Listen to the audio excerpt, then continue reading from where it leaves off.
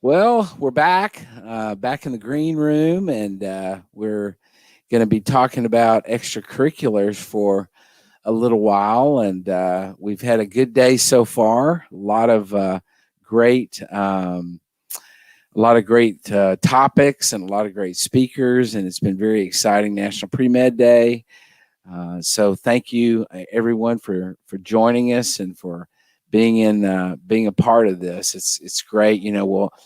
We'll have people watching and listening today, but then because this is recorded, we will have lots of listeners and watchers over the course of time throughout the year as they watch the recordings on our YouTube TV channel. So this is the 3 p.m. Eastern Time session on extracurriculars, and I want to introduce our guest today, Caleb Marsh. And Caleb and I have known each other for probably longer than I'm willing to admit. No, long time, many years, and it's been such a joy, Caleb, to have you in my sphere, and to have you as a person in my life, and really appreciate that. And so, welcome to National Pre-Med Day. Thank you, Scott. It really is a pleasure to be here. I've been popping in and out of sessions all day myself, and it's just been so cool to see the interactions and so cool to see everybody so fired up about this event. And I echo the same. It's a pleasure not just to be here for the event, but I get to do two of my favorite things at once, which is hang out with old friends and also talk to health profession students about all the things that make them tick. So I couldn't be happier to be here. Thank you for the invitation. Oh, you're welcome. We're thrilled, very, very much thrilled, Caleb. So, Caleb, I want to start off really with just getting to know you a little bit for the benefit of the students. You come from the great state of Texas, just like I do, and so why don't you tell us a little bit about your background, both educationally and experientially? Kind of how things have played out for you and what has gotten you to where you are now and what you do now. And so just kind of lay it all out for us. Yeah, so I actually started my career as a health professions advisor inadvertently as a student worker at my undergraduate institution at Baylor University, where I attended school. And I was actually an education major. I thought I wanted to be a coach. I thought I wanted to coach sports and be around athletics because that was what I was around my whole life. And then as a student worker, I got introduced to working with health profession students. And I had two incredible mentors, and Dr. David Pennington at Baylor and Nancy Johnson at Baylor as well. And they taught me so much in those first few years. And I went away to do some stuff in sports, came back to Baylor to start my health profession advising career officially as not a student worker, but as an actual advisor at Baylor. And then spent a few years there, and then went down the road to Austin, where I spent some time as a health professions advisor at the University of Texas at Austin. And after a few years there, took the job as the director of health professions advising at Southern Methodist University. So if you can't tell, I've been around health professions advising and students and working with students for a long time. And recently, within the past 4 years or so, moved to Philadelphia, became an advisor at Temple University, and then became the admissions director for the Temple University College of Science and Technology post-bac program. So it's kind of an interesting overlap of having the experience of being the advisor and now kind of having this experience of doing admissions and seeing what things look like on the other side of things. So this is really fun because I think extracurriculars are such a huge part of both the undergraduate experience and also the admissions process as well. Yeah, absolutely. Yeah, it's interesting. You sort of start off in Waco at Baylor, come down south to Austin, back up north to Dallas to SMU, and then you get a wild hair and get off to Philadelphia and doing stuff there. But it's been a good ride for you, I'm guessing. It's been great. I'm also a doctoral student at at Temple as well. So working currently on my dissertation, which actually covers a lot of the topics of things that I've seen throughout the day in a lot of these other sessions. And so it's been just really cool for me to see everyone interact. And also, as long as I've been doing this, I'm still learning some stuff today. So Yeah. it's been fun. Yeah. Yeah, that's the whole point, right? Is that Yep. we learn until we die. That's right. Yeah, That's right. that's the big thing. Good. Well, Caleb, we're gonna talk about extracurriculars today, and this is something that I think students think a lot about and worry a lot about, and think that sometimes they don't understand exactly what to do or when to do it or why to do it or things like that. And so I guess my first question for you is a straightforward question, and that is, are extracurriculars important? It's a great question. I mean, I think I'll answer it simply and then I'll expand on it. But yes, I mean, they're very important. They help frame who you are as a person. They help frame who you are as a professional or as a future professional. They help frame who you are as just your interest too, just the things that you like to do outside of school, outside of work. And so, yeah, they're very important.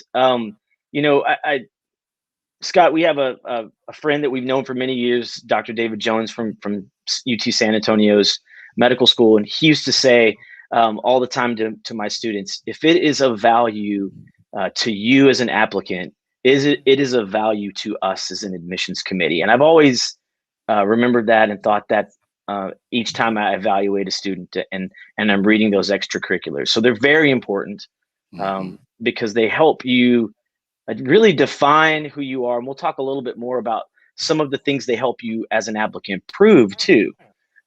So yeah, I mean, extremely important. Yeah. I think, it's funny that Dr. Jones would always say that, because it's so accurate. And sometimes we get students who say, well, I don't really want to put my hobbies on there because they don't mean anything. They mean something to me, but they're not applicable to medicine or whatever. And what do you have? How do you respond to a student who says something like that? Yeah, it's a common, I would say, mistake that where students will, even on applications to our postbac program, they'll forget to include something that they thought wasn't necessarily quote unquote medically related. And you're right, because they don't think it's important, and it is. It tells us again the kind of person you are. And I always encourage students to kind of get involved as an undergrad in three areas. I tell them to get involved in something that develops them professionally. So these are the things that are obvious, things that are like your AED chapters in your undergrad, or shadowing at a hospital, or doing things that are clinical. Those are all things that develop you professionally down the road, but also things that develop you as a student, so academically. So these are things that sometimes students forget. If I'm an English major, get involved in a literary club. If you're a bio major, get involved in your Tri Beta chapter on campus. If you're a history major or a chem major, get involved in those corresponding student orgs that reflect those academic interests. Because again, those are of interest to us on an admissions committee. And then finally, the third kind of area that you want to develop is you as a person. So just personally, spiritually, whatever that may be. If running is a hobby and you love running marathons, that's fascinating to us. In fact, part of our interview day, when we go around our interview day and we do introductions, one of the things that we always ask our students is about a fun fact. So, we want to know where you're from and what your major was and where you went to undergraduate school. But we always ask for a fun fact, because it's always fun to learn who is a baker, who's a bike rider, who rides hot air balloons or whatever. And so those things are really important because those are ways that you are going to interact both with your coworkers in a hospital or clinical setting, but they're also ways that you're going to interact with your patients. And the more common ground you can find with your future patients, it can help change the course of your interaction with them at a hospital. Yeah, it's interesting. When back in my days at UT Southwestern Med School, uh, we used to laugh in the admissions committee that we would try to put together, you know, runners. You know, we knew that there were a bunch of runners, and we thought, okay, we got a track team here, or we would track how many of our students played musical instruments and try to put together an orchestra. And I say this a little bit tongue in cheek, but we would notice those things, and they were very important to us. That this was, as you said, this was something that they had an interest in, and it makes them three-dimensional people. You know, it really makes them come alive to an admissions committee, and that's something that I think students need to keep in mind, that you're trying to show yourself as a real person, as this three-dimensional kind of person, and we want you to show those elements of yourself in your application. Very, very key, thing. So, and throughout this time, our time together, I'm going to just drop in questions as they come up, particularly if they're relevant. And we had one from the person known as I'm Studying. Yep. And the question is, how could we list hobbies on our application? So, knowing for example, the AMCAS application, can you talk a little bit about how somebody can represent themselves in an application with their hobbies?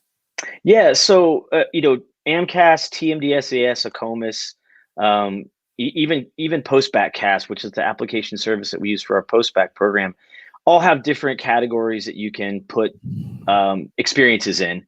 And on AMCAS, for example, there's literally a category where you can list hobbies. So you can list them, you can mention them. At first I would encourage you that if you have a place where you can describe that, describe it to us first of all. So it may be an obvious hobby. If it's running, then we clearly all know what running is.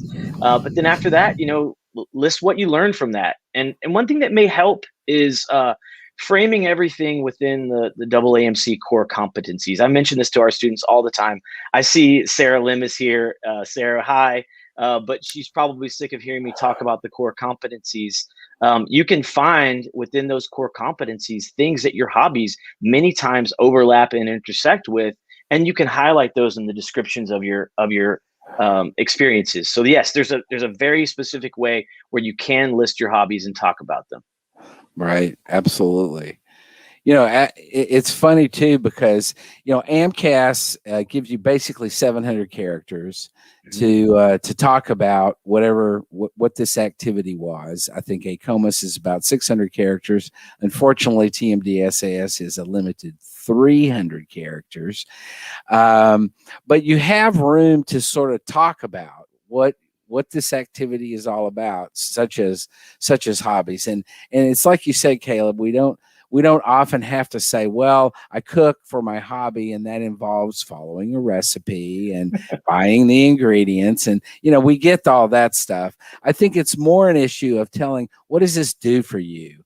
What do you get out of this? Why is this important to you? What meaning do you get from this activity?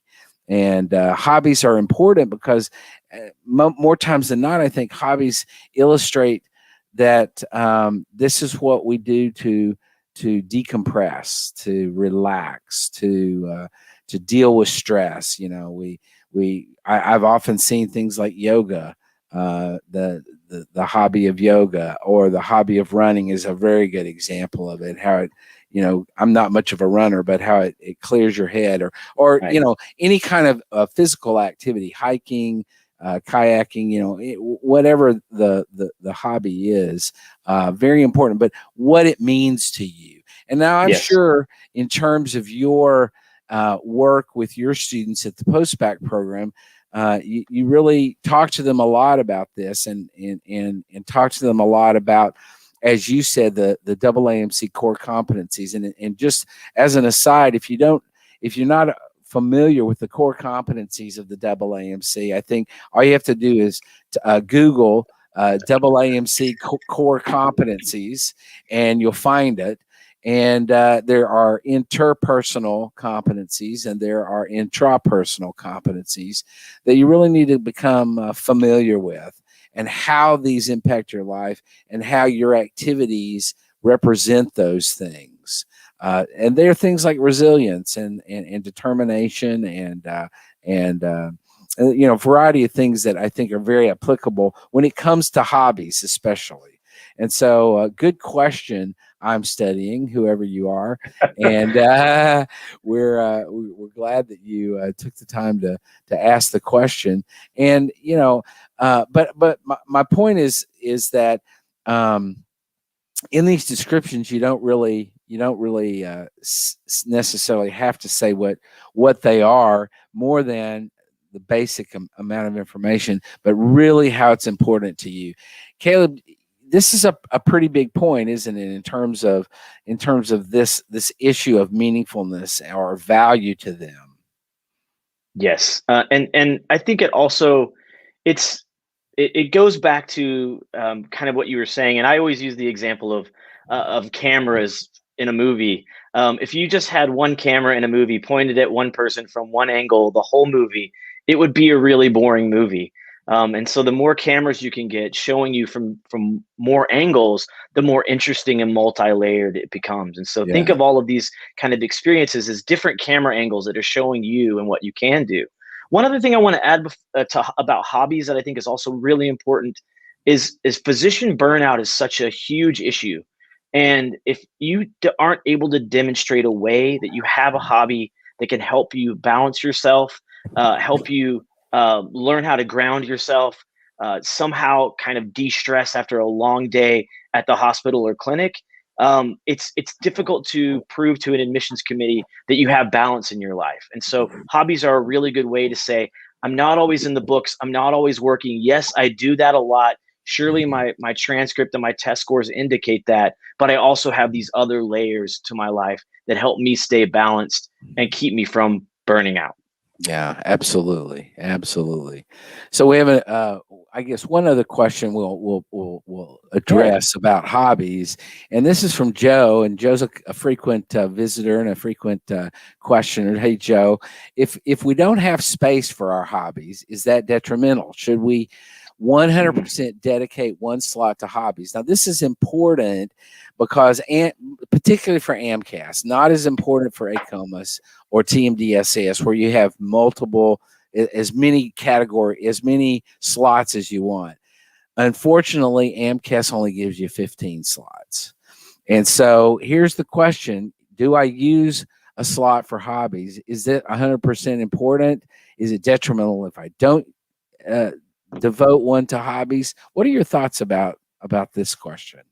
Yeah, I think this is a great question, but it kind of goes back to what Dr. Jones said. If it's of value to you, it's of value to your application. And if you don't feel it's valuable, if you feel like you're just kind of shoehorning a hobby into your list just to put it in there, then I would question whether or not it's something truly valuable and may add value to your application. So I wouldn't say not including one is detrimental. I wouldn't say that it's 100% necessary, but it does demonstrate that you have kind of this breadth of experiences and that you are an interesting person to be around, that your colleagues will enjoy being around you, and your patients will enjoy interacting with you as well. So I don't know if it's detrimental, but it's something that you really need to think about, and you really need to think about what value that experience adds to your application. Yeah, that's good.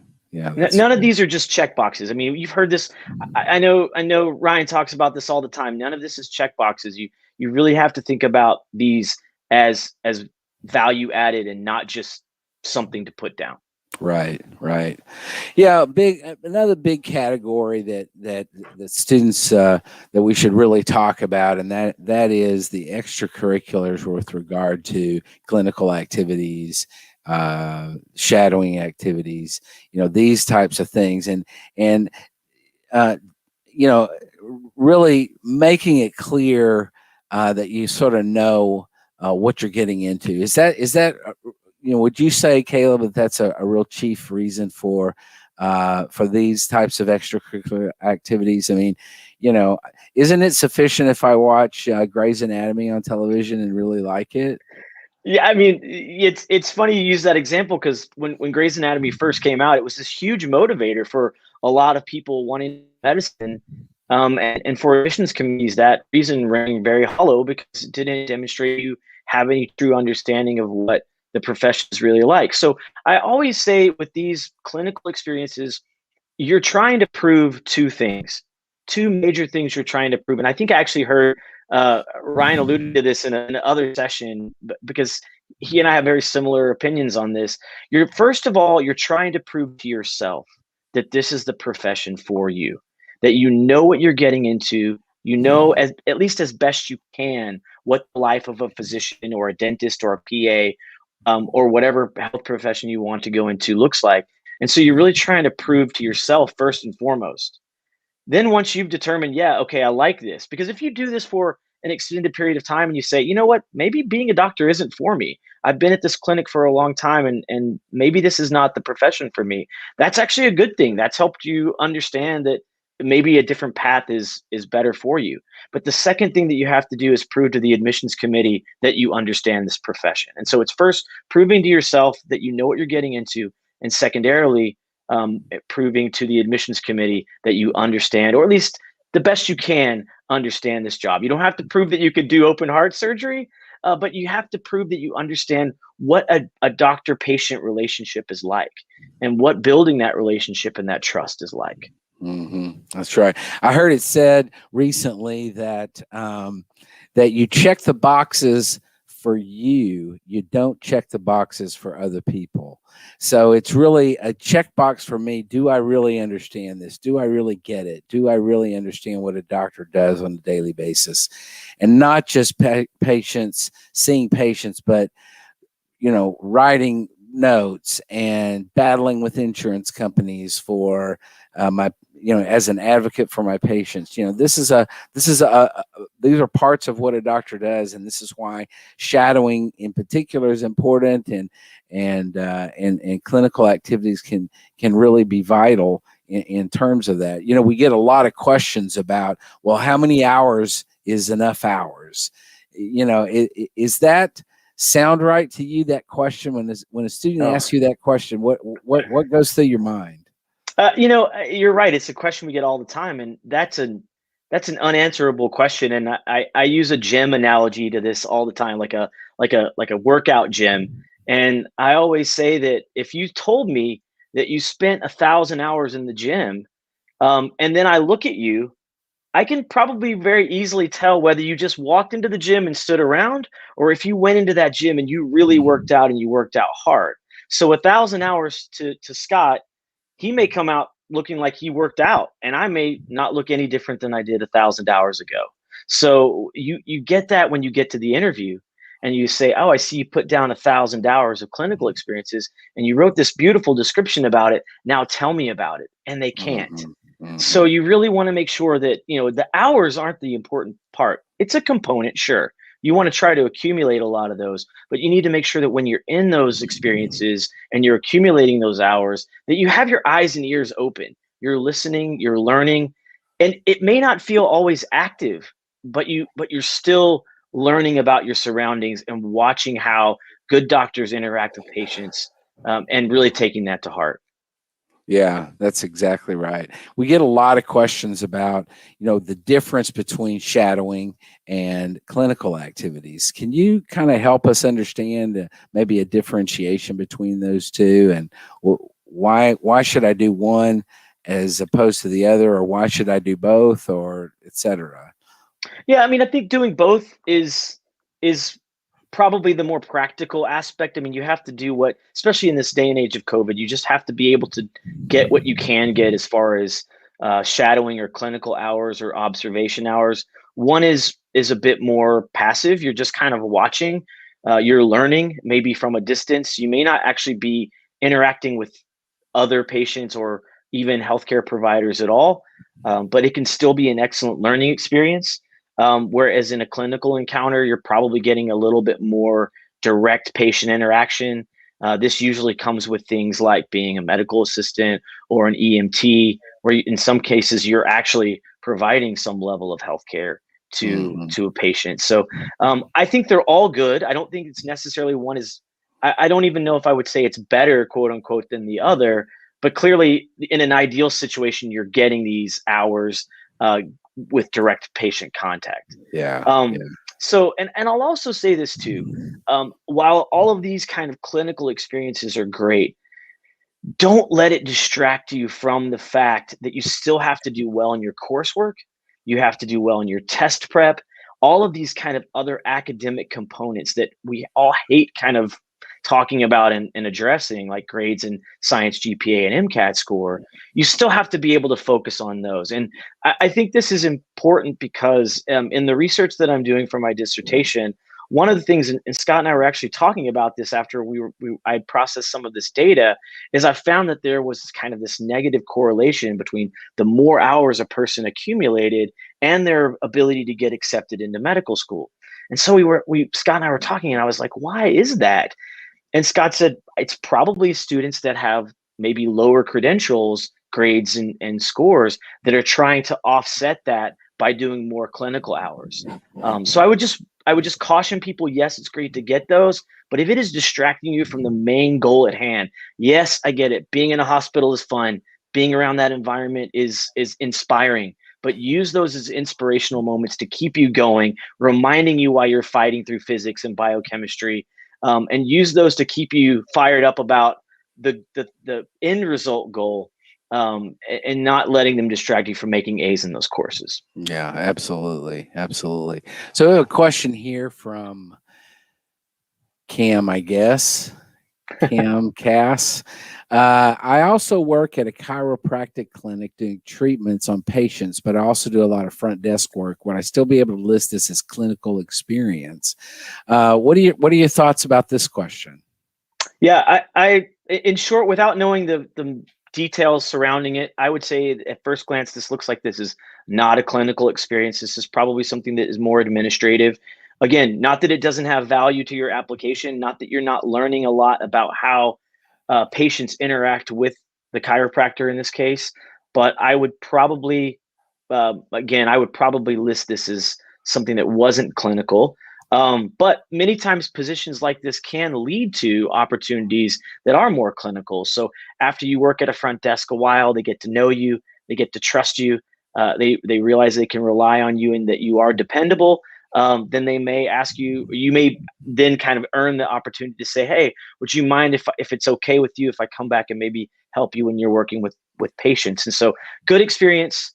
It's a good kind of introduction to it. It also, to Scott's point earlier, he was talking about how you don't always see the paperwork and the insurance and the phone calls and kind of those behind the scenes things. One of the things that you would see at the front desk are some of those things. And so you could mention that, yes, I've seen that side of things. And if you still want to be a healthcare provider after seeing those things, that's probably that's a good sign. Yeah, definitely a good sign. That's true. That is true. Now, we also get a lot of students that are interested in volunteer work, community activities, things like that. You know, this is another important element of extracurricular work, and how should a student look at that? What is this all about, and why is it meaningful in terms of the world of the admissions cycle and all that? Why is volunteering a big deal? Yeah, it's big because, and I'll go back to those 15 AAMC core competencies. There's one of them that is literally says service orientation, and so your ability to show that you are sensitive to the needs and the feelings of other people, that you show them how to be responsible in their society, locally and globally and nationally, I think is some of the wording behind the way that core competency is laid out. But medicine is a service profession, and if you're not, if you don't have kind of this heart of service built in, it can be harder to become a physician. And so, doing things that are service oriented demonstrates that you have that heart for service, and that I always tell students when they're in school, they have to be selfish so they can be selfless later. If that Right. means, spending a little more time with studying. Right. And so being service oriented demonstrates that selflessness that you don't always get to demonstrate when your head is jammed in a book and you're studying, a Yeah. course to make an A. Yeah. Yeah. Exactly. So, Caleb, when should a college student start involving themselves in extracurricular activities? This is a great question. Probably when I was an undergraduate health professions advisor, one of the most common questions I would get asked is by freshmen is, when should I start? Um, I, my gut says start right away. There's no real reason to not start right away, but I would encourage you that if you're a freshman, get your academic base built first. Get through that first fall, see how you're doing in the courses. And then as you make it through your freshman year, then maybe start to add some of those things in the spring, or probably more likely in the summer following your freshman year. But I would say it's never truly too early. I think another thing to kind of remember here too is that on a lot of applications, and specifically TMDSAS says this, they don't want you to include anything that you did before college. So anything that you did in high school, they don't put much stake in on your application. And I think actually Ryan covered this again in his session too. So forgive me for reiterating, but it is an important point. The first thing I think of when I see a student that doesn't have many clinical experiences in college, and they're talking to me in my office and they tell me about all of those things that they did in high school, I say, well, why did you stop?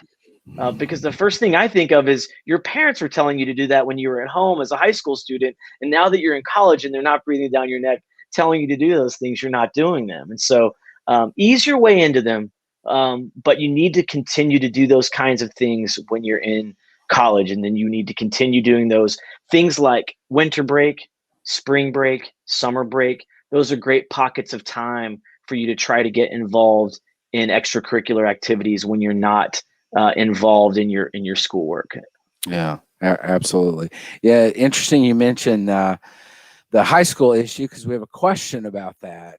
I think it says, Henny says, I was involved in a cultural organization throughout high school and into my first year of college when I became president of the organization. How would I include that, since most of it is prior to college? That's a great question. There's a couple of ways you could do this, but I would personally probably go ahead and mention that you did this when you were in high school, just because you continued it into college. Um, Other people may have different opinions on that.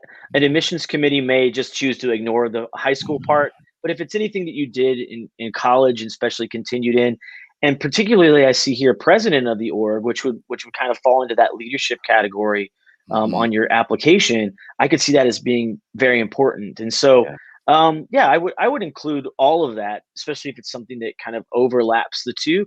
And then you leave it up to the admissions committee to determine how they want to view that. But what I see in this is consistency, actually, that you got involved in something in high school that you found to be important, and it was so important that you continued doing it into college.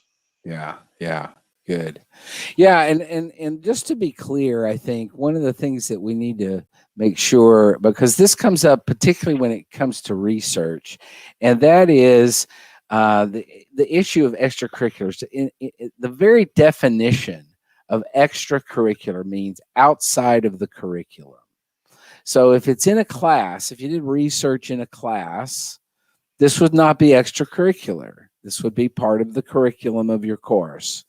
If it's outside of your courses, if you're working in a lab, for example, and you're getting paid or you're volunteering in that lab, then this would be an extracurricular activity. Does that make sense? Does that sound right to you, Caleb? Yeah, I think that's a great point. Research is kind of one of those tricky ones because it's one that everyone kind of feels like they have to have on their app, but not everybody loves research. And quite frankly, you don't have to love research. That's actually just fine. So I would say that, I would agree. If it's something you did in class, now, that doesn't mean that a research project can't start with a professor that you meet in a class and you guys start working on something together, and then y'all decide to continue that research independently after the fact. That's perfectly acceptable within that research category. But Yeah. yes, I agree completely. Yeah, good.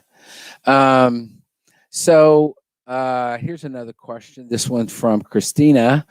I worked a month as a medical assistant in Miami. I learned so much and I had to drop it because of organic chemistry 2 and labs are quite hefty over the summer. Totally understandable. Should I consider adding it to my application? I would consider it for sure. I think this is, if it's on AMCAS and you're looking kind of at the totality of your application and you know that you have 15 slots to fill out, you might make a spreadsheet, start typing those 15 in there, and then see where this fits in the grand scheme of things. And if it's kind of a lower priority item that doesn't really fit in those top 15, maybe it wouldn't be something that you would want to include. But what I see here in your question that jumps out to me the most, and this is where I'm going to ask you to kind of put your money where your mouth is. You said, I learned so much. And so I think if you can articulate that in the description of really what you learned and why that was important to you, then sure, I think that could be something that you would want to include. I think the length of time is less important than really what you learned and if you truly did learn so much. Yep. Yeah. But I think in the end, if you dropped it to do better in an organic chemistry class, especially one that you're taking in the summer, in my mind, you did the right thing to focus on that class. But yes, I would consider adding it on your application. Yeah, sounds, and this isn't an issue with the DO schools or with the Texas application service. You have an unlimited number of spots, and so it could very clearly go on there. It's only with AMCAS that you start having to weigh what's the relative benefit. If I have more than 15, what do I do? And so it's a big dilemma for a lot of students applying through AMCAS. So absolutely. Definitely. Yeah, absolutely. Great question, though. That's a good question. Very good question. Here's a tough one. Oh, no. Yeah, I'm going to try to stump you, or the student is here. This is from Heather. AMCAS asks you to list work as either medical or non-medical. Would you be able to explain how to differentiate between the two? For example, working as a laboratory scientist for a biopharma company. So what does a student do? Clearly extracurricular, working and struggling to identify whether to determine if medical or non-medical. And sometimes there's a grayness here. How does a student deal with the gray?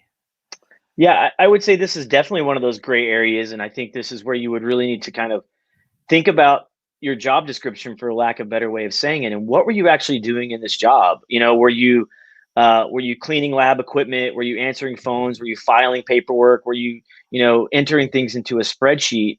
The lab work that you're doing, is it more administrative? Is it very medically related? Do you have patients involved? Are you helping meet with patients, consulting with patients, and then maybe potentially, running samples back and forth to places, all the things that you can legally do when you're given these kinds of situations. And so I would say it really depends on it. I could see it going either way. My gut instinct here says this is non-medical. But again, I don't know the details of it. And I think this is the other thing too. Sometimes on these applications, don't overcomplicate it. Do what's reasonable and makes the most sense. You leave it up to the interpretation of the admissions committee, but you do the best to represent it in the most fair and reasonable way you can. And admissions folks, we're fair and reasonable people. We understand. We'll probably look at that job and we'll say, I know exactly what Heather did in this job. I don't necessarily think it's medical. If you had indicated it was medical and I didn't think so, I may say, I don't necessarily see this as medical, but I can still see value in it. And you probably wouldn't be penalized for miscategorizing it or categorizing it in a way that I feel is different. So again, just be reasonable and be fair, and we'll interpret it in the way. And again, if it goes in the faces of 20 different admissions committee folks, they all may evaluate it just a little bit differently or see it through a different lens. Yeah. And I think that's great what you just said, Caleb, that, you really do, the student really doesn't need to overthink it. And, geez, I know that you pre-med students are super neurotic and you overthink basically everything. And I get that. I totally get it. There's no judgment here on that. I totally get it. The point here is that you make the best effort that you can. And if you say it's medical, you explain why you think it's medical and the value that you got out of the experience. And then, as Caleb said, you leave it up to the admissions committee to sort of sort through that. They're not going to be all like, oh, well, this isn't medical. There's going to be a variety of opinions, I think, just like you said, Caleb. And I'm sure you guys see it all the time at the post-bac program. You see students who are saying, and as long as they make a good case for it, you may not necessarily agree with it, but you can see why they said that. And to that point too, then it becomes a conversation point at an interview. So if you come in for an interview, we may ask you to follow up on that. I see you mentioned this as tell me about that experience. We may not say something as direct as, tell me about this. Was this medical or non-medical? But we'll definitely ask you to explain what you learned, explain what you felt like you got out of that experience. And in the end, we may even ask you, how do you think that's going to make you a better physician in the future? So hopefully you'll have an opportunity to kind of, for lack of a better term, defend yourself or at least explain yourself at an interview. Yeah, absolutely. Absolutely. That's awesome. The thing about extracurriculars too is that they should be fun. They should be activities that are fun for you to do, whether it's a hobby or whether it's a student organization that you're involved in. It should be something that's fun and that it really energizes you. Part of this is saying what is it that gives you energy. And one would think that if you're a pre-med student, that a clinical opportunity would do that. Talk for a second about, Caleb, about the difference between depth in these activities and breadth in these activities. We sometimes hear a lot of students who say, well, I've got choices of 14 different things and I'm doing 4 things and I'm, and I've got this, that, and the other thing going on, as opposed to a much deeper, much more meaningful time in maybe one or a few organizations. How does that impact this process? Yeah, I think that's one of the best changes that the application service has ever made, was adding the ability for you to tag experiences as meaningful and then give additional depth to that explanation as to why. And I think you're right. I mean, there's a big difference. And again, it kind of goes back to those different camera angles. If you have 10 different camera angles all in one direction, and that's a lot. So you may want to think about the balancing and pulling out one of those and putting in something that demonstrates a different angle. So if you have 10 different lab experiences, and you can pull out 2 of those and maybe put into kind of different experiences that speak to a variety of angles of who you are as a person, there's benefit in that. And so, and then as I mentioned, you have the ability now to add those meaningful experiences and really talk about why that's meaningful, what that means for future practice, and how it impacted your continued motivation to become a physician. Yep, absolutely. Absolutely. And I agree with you completely, Caleb. The most meaningful parts are really a strong way to really emphasize those things that you felt like were so valuable in your life. Both AMCAS and TMDSAS give you the ability to identify those 3 most meaningful experiences and then give you that extra space to talk about why it was most meaningful. We certainly encourage for our students using MAP to do that through storytelling, to say, this is what I experienced, and I experienced this particular thing through a patient named John or Sarah or whatever, and to really explain through that story what they were doing and why it was important. So very, very awesome. Yep. These are great questions that we're getting here from really are. Yeah, really great students. So we're almost out of time. Let me see if we've got another question or so. Heather says it's important to listen to the way and discussing. And so, we're getting lots of good responses and stuff, but any last words, Caleb, that really strike you? And when it comes to extracurriculars, what's the takeaway here for students? What should they really take away from this discussion? I would say that as an admissions person myself, we really do want to get to know you.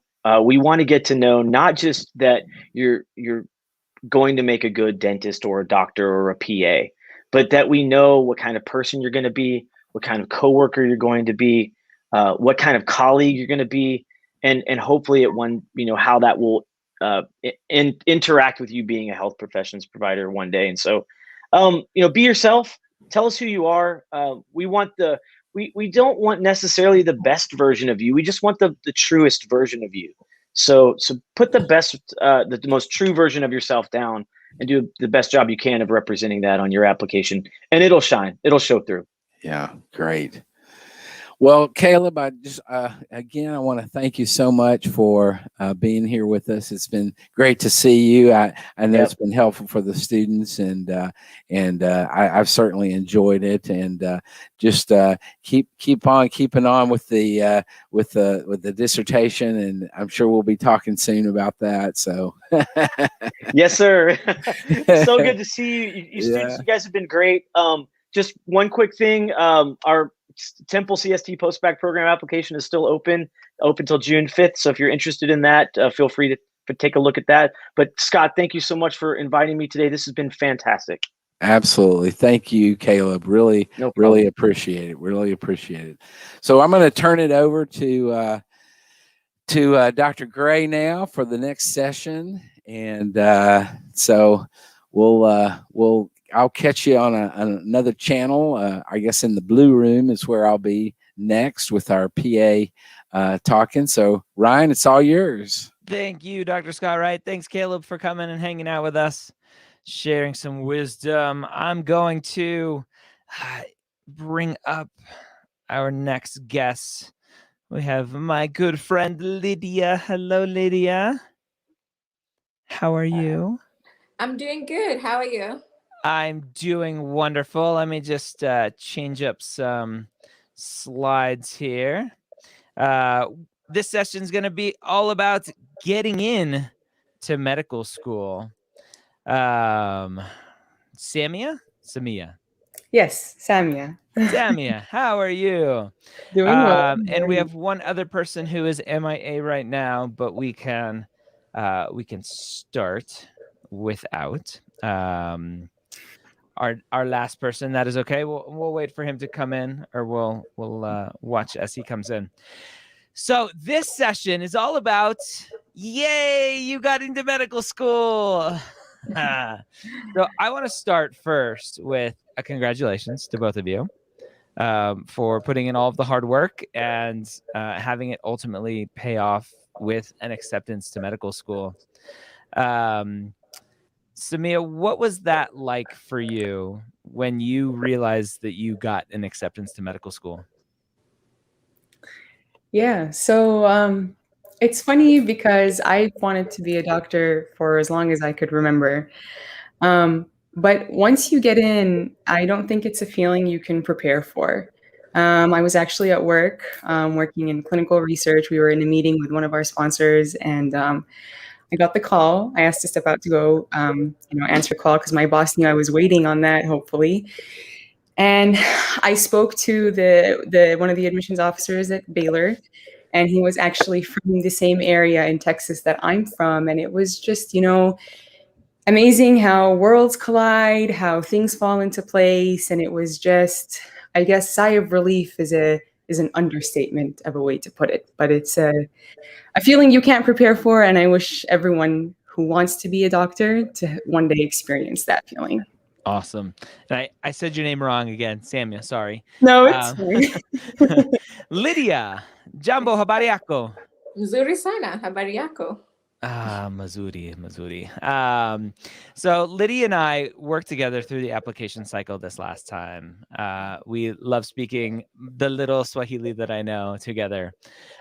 Lydia, what was it like for you this is your third application cycle, if I remember correctly. Yes. What was it like for you to finally get that acceptance? Like Samia said, it was very relieving. Because for me, the news came at a time when I was going through some personal issues, and that was very sad. And then all of a sudden, I just decided to check my phone, first of all, and I saw the interview invitation. And then shortly after that, I had the interview, and my interview ended at around 4:30 p.m. And the following day in the morning, I got a voicemail from the school admissions counselor telling me that I had been accepted to medical school. Dr. Gray, this was a time that I don't know, I just felt like, okay, I think I'm getting Lydia back because I had lost her after going through so many hurdles, both in terms of applying to medical school and in terms of just my personal life. So just getting that news was a sign of relief and light at the end of the tunnel. What do you think made the difference for you specifically, having been your third application cycle, the difference between not getting in and then finally getting in? Well, it was a very good time for me. I like to say to look back and connect the dots in my life. Because, when I was going through the application cycles, receiving the rejections, I was confused because it's interesting. The people around me actually were believing in me more than I believed in myself at the time because I'd gone through so many rejections.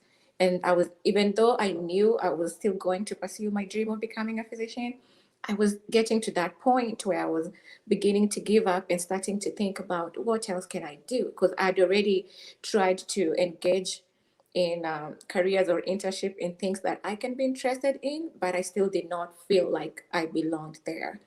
So just getting this acceptance, like I said, connecting the dots, it eventually made sense. Like I was able to make sense of why I had to go through certain experiences to get to that point. Because I feel like I've grown.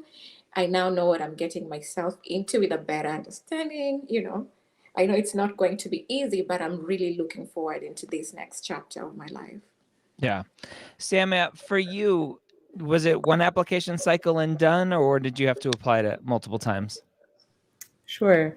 Before I answer that, I'm just going to add to what Lydia just mentioned about, dealing with personal issues as you're going through the medical school application cycle.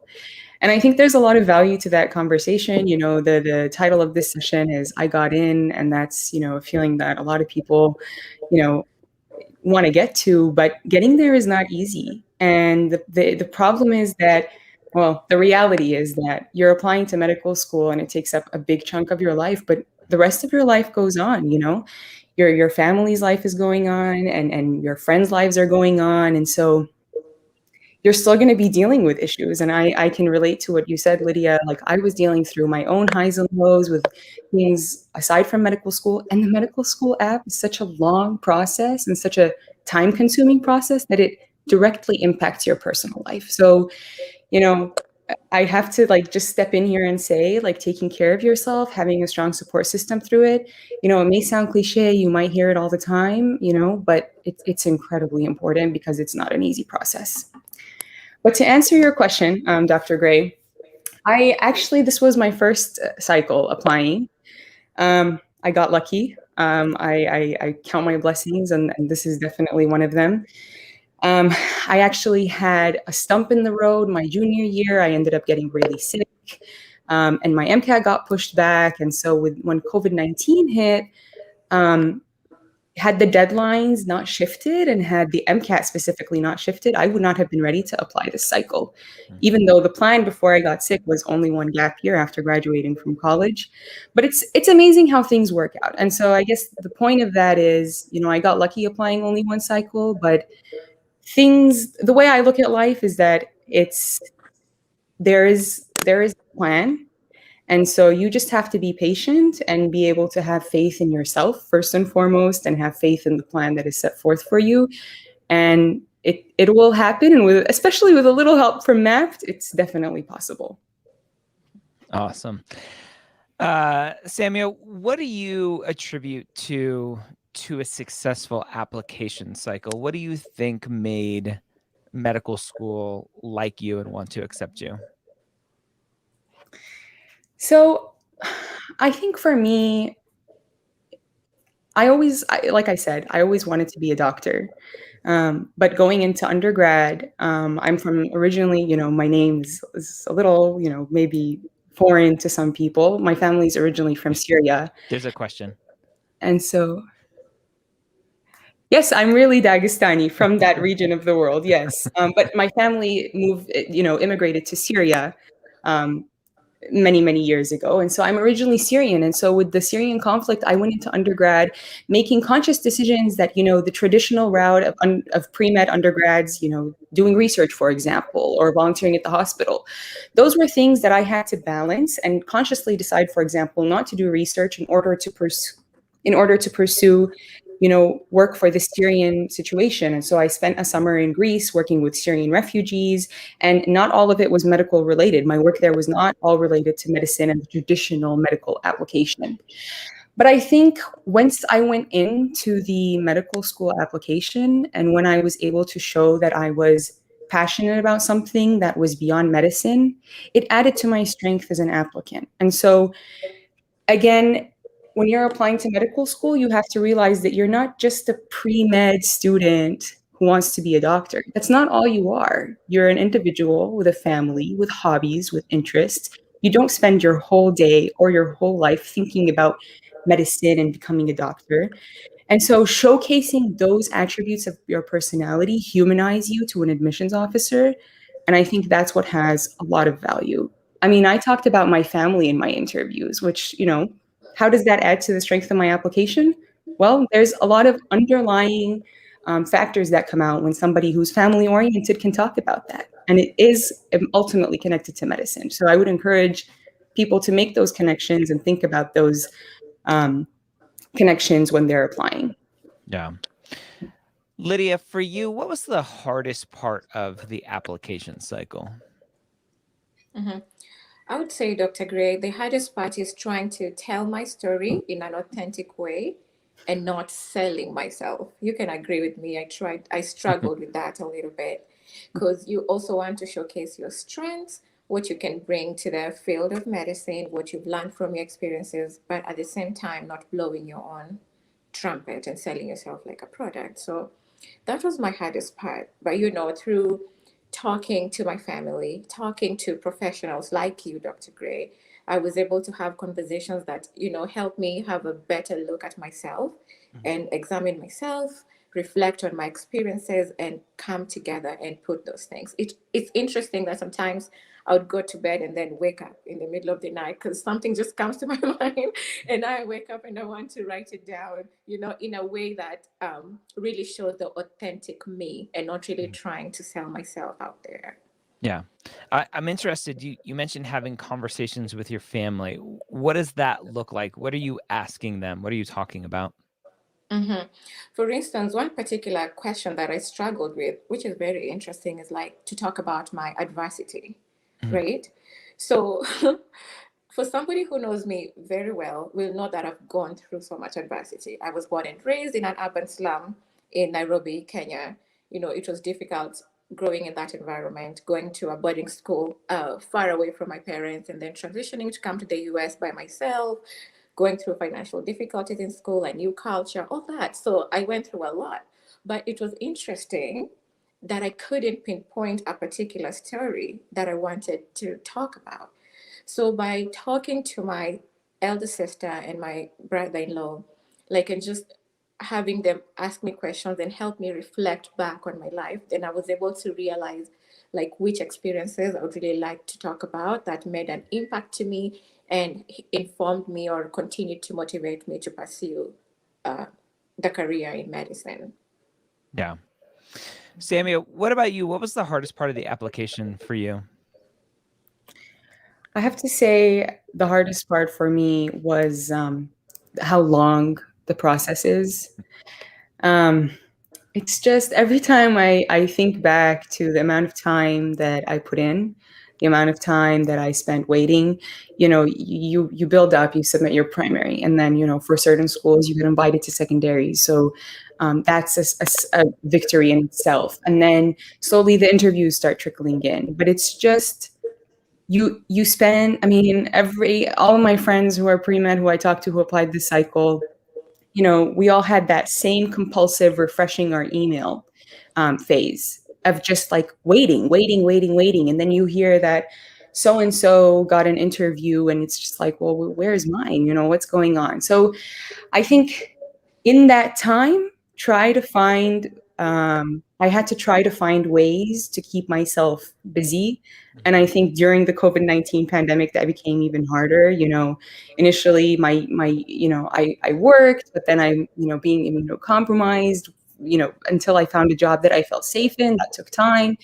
And so for me, the length of the process was the most difficult thing to cope with. And that constant, what if, when.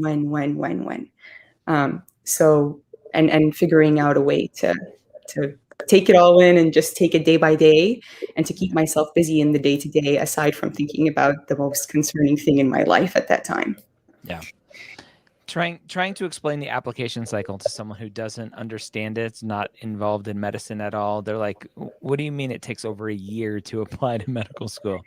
Like, yep, that's the process. Yeah. So as you were going through that, how much struggle, frustration was there having conversations with friends or family members who didn't understand the process? And it's like, okay, so are you a doctor yet? Or did you get in yet? Like, what's taking so long? How did you handle that, if that was ever an issue? Right. I mean, it definitely was an issue because, you get an interview invite, for example, and you're celebrating, you're crying the tears of joy. Oh my God, I'm almost there. And it really is, it's something to celebrate for sure. I'm not advocating against that. But the problem is, after that excitement settles, the nerves start to kick in again, because you need to rock that interview. Otherwise, it's probably not going to happen if you can't. So then again, you start thinking and you start asking yourself, how am I going to present the best version of myself? You want to consider all the factors, how not to, be coming off as selling yourself, out, and also trying to stay humble while presenting the best version of yourself. And so then your family and your friends are like, well, yesterday you were celebrating this and now you're upset and stressed and irritable again. What's going on? And so, having understanding people in your life is very helpful, and being able to be patient with them as well. As hard as it is when the pressure is mostly on you, to understand that, my sisters, we were all locked up at the house for COVID-19 throughout my application cycle and throughout my MCAT studying. And so I had to realize that for them, being in that environment with me, like obviously I was a high stress environment. And so I had to give and take with them too. And there's value to that. I think the other thing I would say, kind of along the same lines, in terms of the application cycle and how it works, because it's hard to explain how it works, and sometimes there doesn't seem to be any rhyme or reason. When you do have other friends who are applying, it's nice to talk to them because they understand it all. You get kind of a support system with your group who's applying with you. But at the same time, you want to be careful not to compare, because I think if I had to name the second hardest part of the application cycle, it's comparing myself to other people who have already got in, or to other people who are applying with me. And then you start feeling like, well, maybe if I had not turned down that opportunity 3 years ago, things would be different, and I would have gone in an interview at this school, or I would have gone and accepted at this school. There's no value to that because it's in the past. And, we all studied physics and we all studied for the MCAT, and energy cannot be created or destroyed. It's finite. And so don't waste your energy comparing yourself to other people. Just try to stay focused on yourself. Yeah. Put on your blinders and run your own race, as my good friend Oprah says. Lydia, for you, were there any, and this was your third application cycle, so maybe not, but thinking over all of your application cycles, was there anything that you heard or that you thought was common pre-med knowledge that as you went through the process, you're like, that's completely wrong? Why are people talking about that? Yes. As you asked that question, I thought about two things. So the first one is, well, the common knowledge is when you're writing your essays and preparing for your application, to find people to help you in editing your essays, right?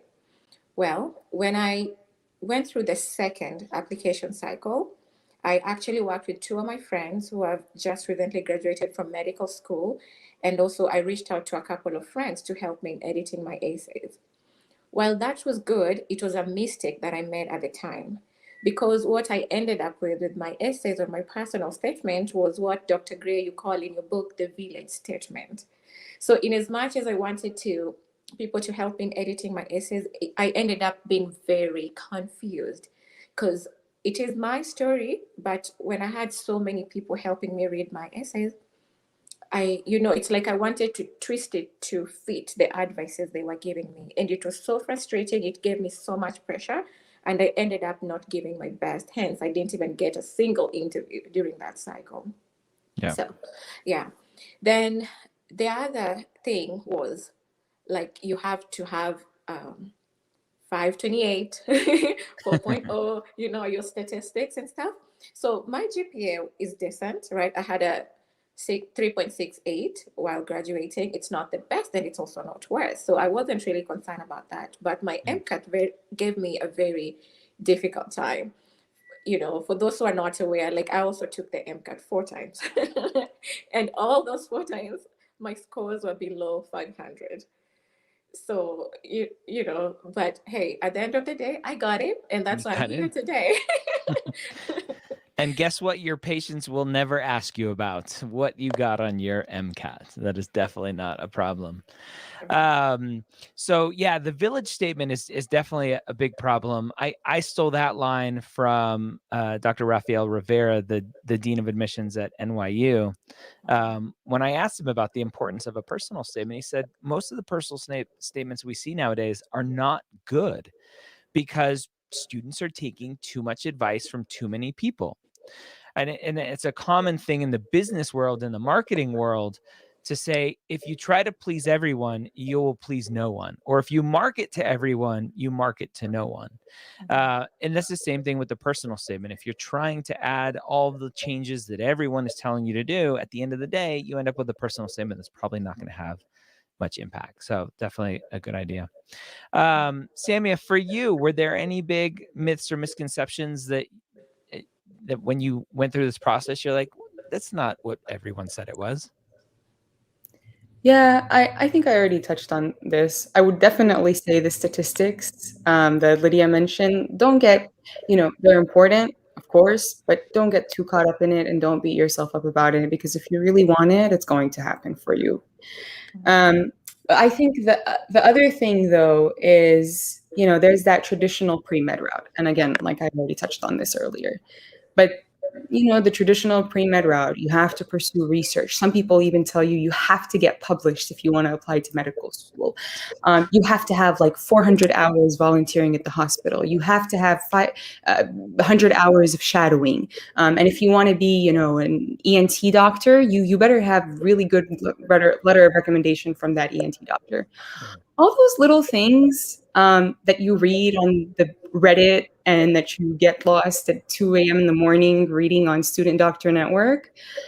That's where, again, I would recommend that there's so much strength and there's so much like relief in being able to speak to somebody like Dr. Gray or Dr. Scott Wright, who are professionals, because they're going to tell you. And I remember logging onto my call with Dr. Scott Wright and telling him all these things like, I don't have research, what do I do? And so you kind of get paralyzed and caught up in what you don't have when you really have a lot to show for.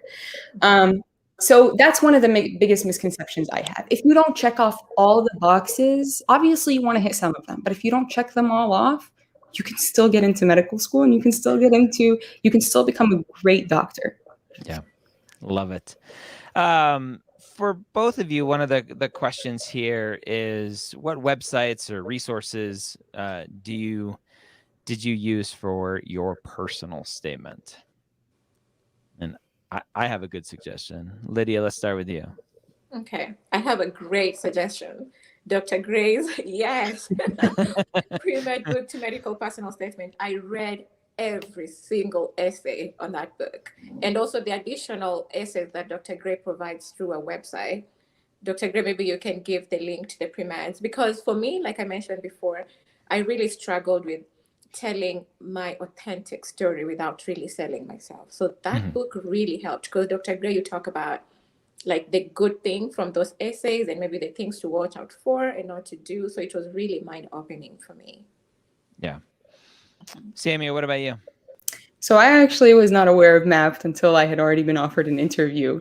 So I missed out on that. But here's what I will say. There are resources online that you can find and people who post, the winning personal statement. And I did read those, and I think in some ways they were helpful. I don't remember the exact links, but if you just look up medical school personal statement, they'll pop up. But what I would say for drawing inspiration, the best inspiration you're going to find is from yourself. So for me, for example, I looked through old pictures of things that I did when I was in undergrad. I spent time looking through old pictures, talking to my sister and I when we volunteered in Greece. She was with me. And so talking to her about our time there and the lessons we learned and how that applies to my future. And if you're a journaler, which at some points I was a very heavy journaler, go through that. And you're going to find valuable stuff in there that is your authentic, truest, and sometimes most vulnerable voice. And if you're willing to share that and put it out there and have an admissions officer read it, then you should, because that's who you are. And I think the last session was touching on this. You don't want to put forth your best self. You want to put forth your truest self. And in my opinion, that's probably going to be your best self. Yeah. So draw an inspiration from you and where you can find it, whether it's pictures, conversations with family and friends, or journals. Yeah. Journaling. We talk about it all the time. It's a big part of the Mapped app, our software product, of being able to just track everything you're doing and have reflections and little diary entries about everything, including your courses and MCAT scores and activities, all that kind of fun stuff. So that's definitely important. How long do you think it took you start to finish to work on your personal statement, Samia? Okay, well, I would recommend probably spending a little more time. Again, because of the way my cycle worked out, I ended up deciding to apply end of July, beginning of August, and I submitted my application end of August. And I was also studying for the MCAT. So I put my personal statement together in a 2.5 week span. And so again, I know most people will recommend spending a little more time than that on it. But I think that's what helped me avoid, coming up with a village statement, because most people were not willing to look at it within a 2-week span. So after a lot of begging from my sister, who, I consider to be a better writer than I am, and who would help me, untie the knots that were happening in my writer's block, I think I was able to put together something pretty decent and something pretty authentic. I spent a lot of time thinking about it. I will say that, over the years, I would even jot down notes of things I wanted to put in a personal statement for medical school. So maybe I spent several years formulating an idea for it, but actually sitting down from my first draft to my final piece took me about 2.5 weeks. That's awesome. And Lydia, for you, what was that process like as a reapplicant, needing to, or maybe you didn't? Well, I know you did for the last one, but the thought process behind rewriting your personal statement and the struggles behind that.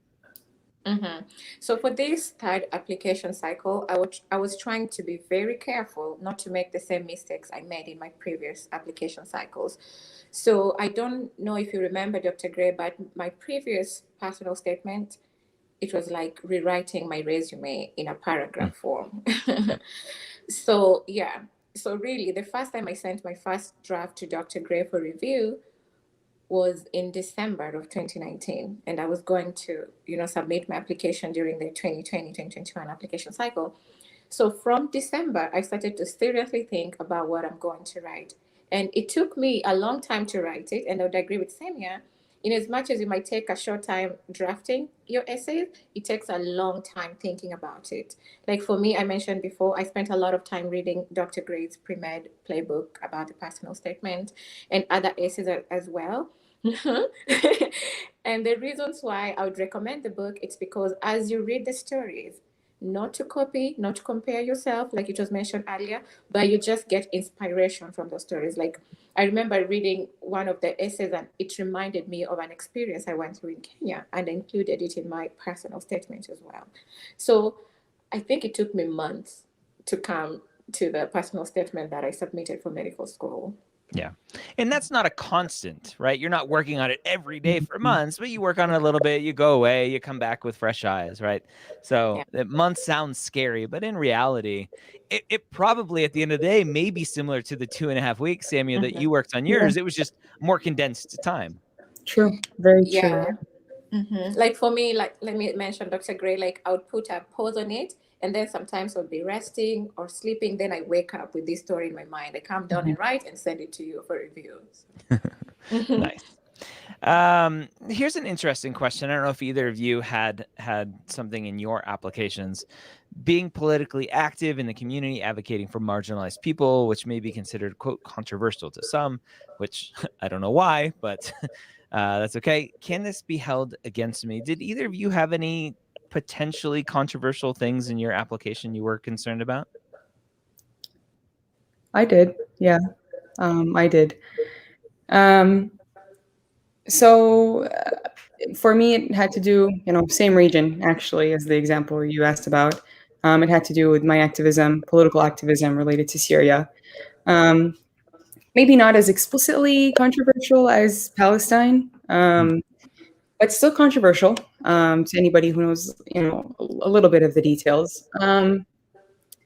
I was concerned, but actually, somebody had given me a piece of advice, which was if the school that's going to hold something like that against you, the school that's going to hold something like that against you is probably not a place you want to be. And even if you feel like, oh, I want to be there because they're a top 10 school, it's probably not a place you're going to be happy if that's something that's going Yeah. to be a red flag for them. So that's what gave me peace, and that's what it also empowered me to fully embrace, my positions and to what I thought and what I believed after many years of working in that kind of work, what I believed was right. And so somebody out there thought there was value to that. Yeah. And that's the place that I'm comfortable packing my bags to this July and moving to. Yeah, I heard that advice from someone several years ago. We were having a conversation at a conference about talking about being part of the LGBT community on an application, and should you hide it, should you not hide it? And that was really the answer at the end of the day is like, if you hide it because you think that's what's right and you don't want to have anybody's negative bias towards you come out and reject you, and you end up at that school and then you realize that, well, they're not super friendly to the LGBT community, Yeah. well, it's kind of your fault for not for not quote unquote coming out in your application, right? Versus being your true self and saying, here's who I am, take it or leave it. And so you're doing yourself a favor and the schools a favor by making sure that you're a good fit for them and they're a good fit for you. Love it. Love it. Love it. Talk about the interview process. Sammy, you talked about talking about family and stuff like that. Lydia, what was the interview process like for you? Was there anything you were concerned about or anything you were surprised about at the end of the day? Obviously, with COVID, it was virtual interviews. But what were your thoughts with the interview process? So the interview process, I was actually not concerned because for a long time and throughout my previous application cycles, I was praying for, can I please just get that opportunity to interview so they can get to really know who Lydia is and not through my statistics. So I was concerned they were going to ask me about my MCAT because I'd taken it 4 times and I still had a 499. I did not hit that 500 mark and above. So that was my concern. But to my surprise, and I was impressed as well, it wasn't even a topic of discussion during the interview. Like Samia said, they were more concerned about my story, where I come from, how that informed my decision into deciding to go to a career in medicine. And then a lot of time they focused on the work that I did with empowering the underserved communities through my community-based empowerment program that I co-founded to help individuals who are bright but they are born to parents who do not speak English because they came here as refugees, or do not even understand the higher system of higher education or the job market in the US. So you have these bright students, but they don't have the mentorship or the role models to help them navigate the system in the US. So most of my interviewers were interested into hearing more about that, and also about some work that I had been doing to improve the environmental conditions in the slums back home where I grew up. So for me, I found the interviews very conversational, and I was happy that people were interested to really know who I am and what I stand for and the things that I'm passionate about, and not really grilling me about my low statistics or other things that would scare me out. So I was very impressed by the interview. Yeah, great. Samia, did you have to do Casper? Did you take Casper as part of your process? Yes, What was that I like did. for you? The student is asking about Casper here. Sure. Casper it just feels like, oh gosh, one of those other things that you have to take care of. I actually ended up, I think I watched like 2 YouTube videos about Casper, 10 minutes each. And then after one of my interviews, I don't know, after an MCAT class, I felt a little drained, but I was like, I just have to get this out of the way. And again, I reminded myself that to be authentic and to just, again, like showcase my truest self. And so they kind of have like an MMI feel. I think MMI questions are an accurate representation of the kind of questions they're going to ask on Casper. And you can find like some sample questions online. I did a few and jotted down some notes to prepare myself. But I think Casper, they give you, there's the video format. They put the question or they put the situation usually on the screen, and then they want you to reply. They want you to, say, what would you do if you saw your coworker doing something unethical, or what would you do if you saw a classmate, having suicidal thoughts, something like that. And they just want you to reply, and they want to see, I think, more so than judging your answer, because there's no right or wrong answer when it comes to these situations. They want to see your thought process. And so when you go into that thinking, they want to know how my brain is thinking, you're going to be comfortable in that 2 or 3 minute, I can't remember how long they give you to answer, but in that time span, 5 minutes for 3 questions, I believe. Okay, there you go. For Casper. In that time span, you're going to be more comfortable saying, okay, well, my initial thought is this, but actually after reflecting about it, I think this. And so being able to show that you can have a conversation with yourself, to challenge your way of thinking, and then to come up with a final conclusion. Because I think that's the crux of being a doctor and treating a patient and diagnosing a patient. I think that's what I would say. I would say don't stress too much about the Casper, but definitely approach it knowing that they want to see how you're approaching a situation rather than what your final answer is going to be. Yeah. Very interesting. Good. Lydia, any other thoughts on Casper? No, she said it all. I actually didn't put much effort preparing for it. I told myself I'm just going to address this as my authentic self.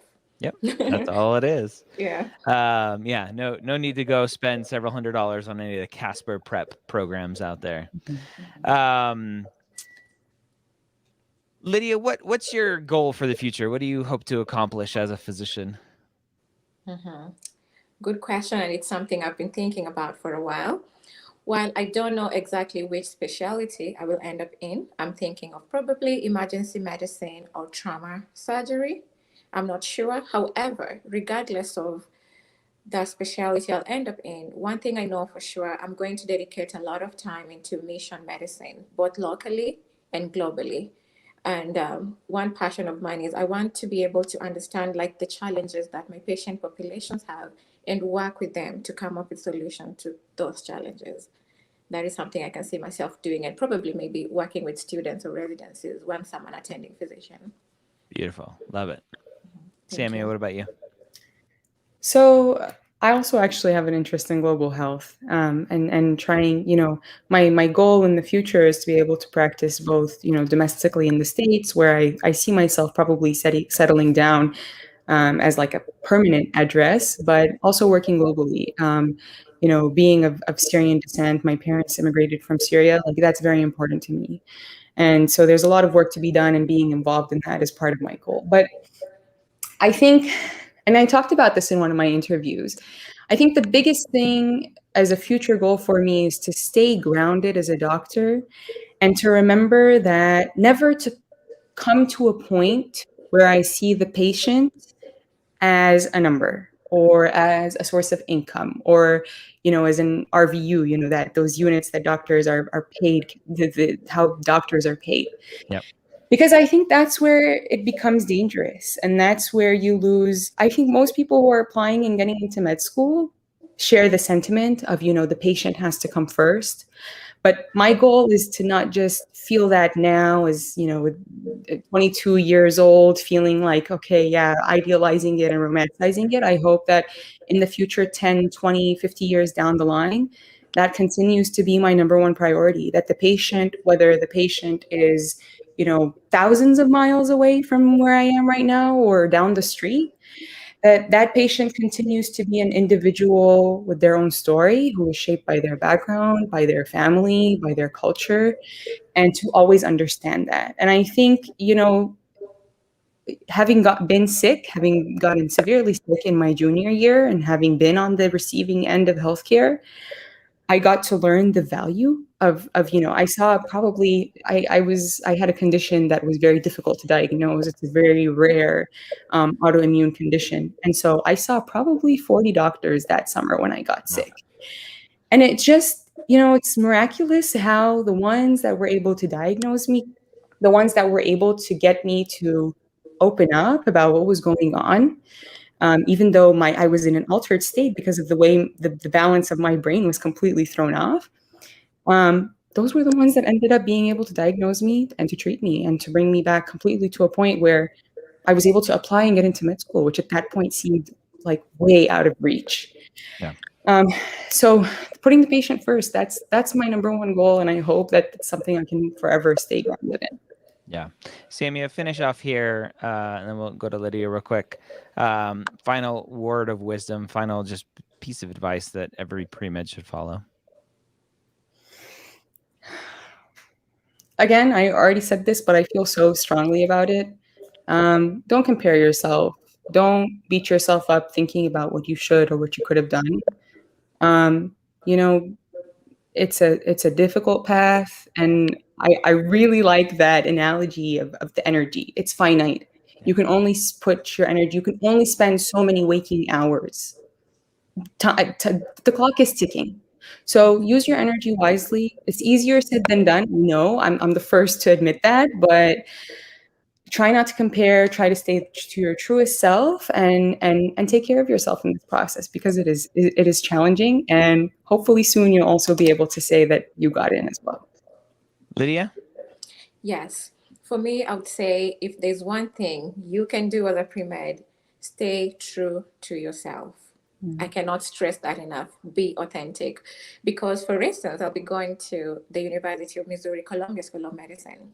This was the last school I added to my list of schools. And when I was adding it, I learned about it through the medical school admissions requirement website. While I'd never imagined myself going to Missouri, I read through the website and I was like, I love this school. And when I was submitting my essays, because I had to submit 3 separate applications because I am out of state, and I had to give them reasons why they should take a look at me.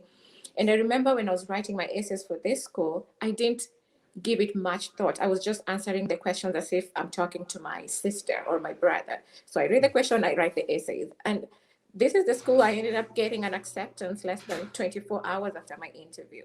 And it's the school that is going to train me to become a physician. So stay true to yourself. That's what I can say. Love it. Love it. Stay true to yourself. Well, if your classmates are anything like you, the future of medicine is in good hands. I appreciate both of you for coming on and sharing your wisdom and your thoughts, and good luck to you in the future. Thank you so much. Thank you for having us. Yeah.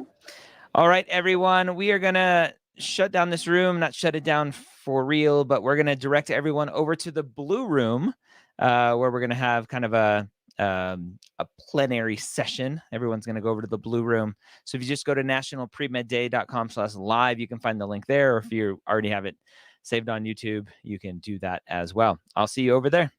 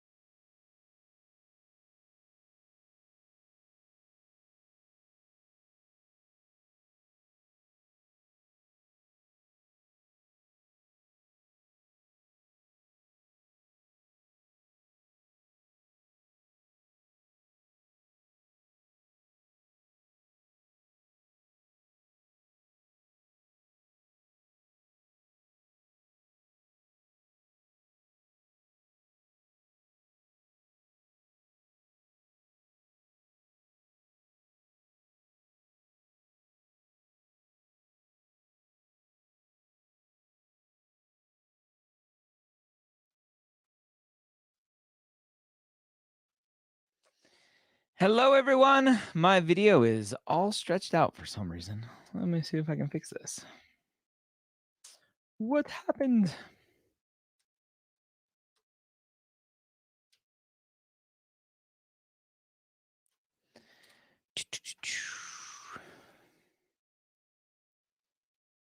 Nope, still broken. What? It looks better that way. Hello, Rachel. Hey, what's broken, my friend? What'd you say? I heard you say broken, so what's broken? Oh, my camera's broken. Oh, well, that's not fun. Oh. No, what's not broken is our amazing med students who are all here on time. I see them They all are. on stage. Thrilled to have them. I was going to do your intro, but you're pretty good at intros, so maybe Go ahead. you can No, do I your want to own hear intro. it. I want to hear it. Go ahead. Earn your keep. All right. Well, we've got 5 special people here today. So the first is our host, Dr. Ryan Gray, who you guys may know. He's my fellow co-founder here at MAPT. He is a former Air Force flight surgeon, and he's pretty well known for his podcasts and his books, including, it's down on my front door. It just got delivered. Mine apparently was a day or later, so I was going to hold it up, but it's still outside. There we go. Let me spotlight you so it's nice and big. Guide to the medical school application process. Latest book, In Contention. I got a book. Bestseller. I got a book. Yeah, he's got a lot of I got books. I got a book. You can buy that on Amazon, Pals, Barnes and Noble, your local bookstore, which of course we're fans of. I can't link to your local bookstore, but everything else is linked on nationalpremedday.com. And then we've also got students who I am not well prepared to intro. So hopefully you really can do that part so that I don't mess it up. I'll take it over. I got it. I got it. I'm going to run things in the background. We don't need all 6 of us on camera. So yeah. I'll be here, friends, but I'll just be in the chat and helping. Well, Ryan mostly runs his own show. But I'll be helping if he needs me. We'll get this handled. I'm going to bring on in order of where you are in the process. Dr. Chad Richards, how are you doing? I'm so good. I'm officially Dr. Chad Richards as of like a week ago. Officially, so. Yes. That's right. You are here representing the MS4s, and as we do National Premed Day, the timeline is basically, hey, you are graduated, you are a doctor, so let's rock and roll with it. You are off to Arizona for Gen Surge. That's right. Yes, super very excited about that. Lots of cross-country moves now, so medical school finished up in Florida and on our way to Arizona. Super exciting. Thanks for being here. Take some time. Thank you for having me. Next up, our M3, JP Scott. How are you doing, my friend? Good. How are you? It's a busy day. It is a very busy day. All I want to know is our good friend Adrian going to be watching? Absolutely. Okay. She will be here. That's really the only reason I wanted you, is to get Adrian to watch. Me too. Me too. She's better than I am, but you all are stuck with me. Oh, that's okay. I'm excited to chat with you. Where are you at school again? I go to Ross University, actually. You go to Ross, the Ross in the Caribbean. Good. So get some Caribbean insight. That'll be exciting. Absolutely. Thank you for being here. Yeah. Let's talk about who we can get rid of that ticker down at the bottom. We don't need that ticker anymore. Where is it? There it is. All gone. Let's talk to Joel. How are you doing, Joel? M2 at Washington State, right? Yes. I'm doing well. Thanks for having me here. I'm excited to have you. Thanks for being here. And last but not least, our M1, Angela. How are you doing, Angela? Hi, I'm so good. Thank you. And Angela, your school is blanking me for the minute. Where are you at school? I'm at Rush in Chicago. That is correct. You got that right. I'm glad you remember. Well, I'm excited to have all of you here. This is one of my favorite panels from last year. Is really, what is it like to be a medical student? Because everyone watching right now, except for Adrian, wants to be a medical student, right? They want to be where you are, especially Chad, where you are with those letters after your name, which is super fancy. Right. Chad, you have probably, and I know a little bit of everyone's story, but I know your story very well. You have the most circuitous path to medicine being a very non-traditional student, needing to do a post-bac, needing to do an SMP, being rejected from the Caribbean medical schools at one point and going, screw you, I'm still going to get into school. And look at you now, you've matched into Gen Surge. So talk about that long process, obviously as a pre-med student, but when you hit medical school, how much of that pre-med process carried over into your success as a medical student, or was it just a completely new journey starting at zero? I think that the SMP was really good insight into the medical school journey. And for someone like me, I needed to have that experience of the rigors of medical school before going into it, if that makes sense. My undergrad journey was one of these ones that was so long and dragged out, and so many failures, and having a family and lots of different things that I never really got to experience the intense undergrad experience that most people have when they do just 4 years back to back. And so I survived medical school. Obviously, I got into the program I wanted to, and everything worked out. But the stepwise approach that I had to take was honestly the best thing for me. If something had happened to where, let's say, I had gotten into St. George's or one of these Caribbean schools earlier on when I was applying to those, I would have been one of the people who failed out. I have no doubt in my mind. I wasn't ready for it at the time. And so it sort of put into perspective for me that, this frustrating process of being a pre-med, of qualifying with the classes that you take and showing your trends and things like that, they really do matter. And for me, I did well in medical school, did well in all of my classes, but it was because of all of that experience beforehand. So was medical school a huge slap in the face, the whole drinking from a fire hydrant? Yes, but I was really well prepared for it because of everything I had been through. And I think that people can be a gauge for themselves as to whether or not they're really prepared for it, and they'll be able to do well. Nice. Thank you for being here. We'll come back to you. JP, M3. What does the M3 year look like? Now, you're a Caribbean student, so you can add that Caribbean twist on there as well. What does that look like for you?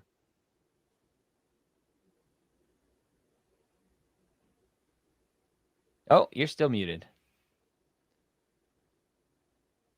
I cannot hear you. Can you guys hear him? No. We can't hear you. No. Pause for technical difficulties. Bluetooth headphones died.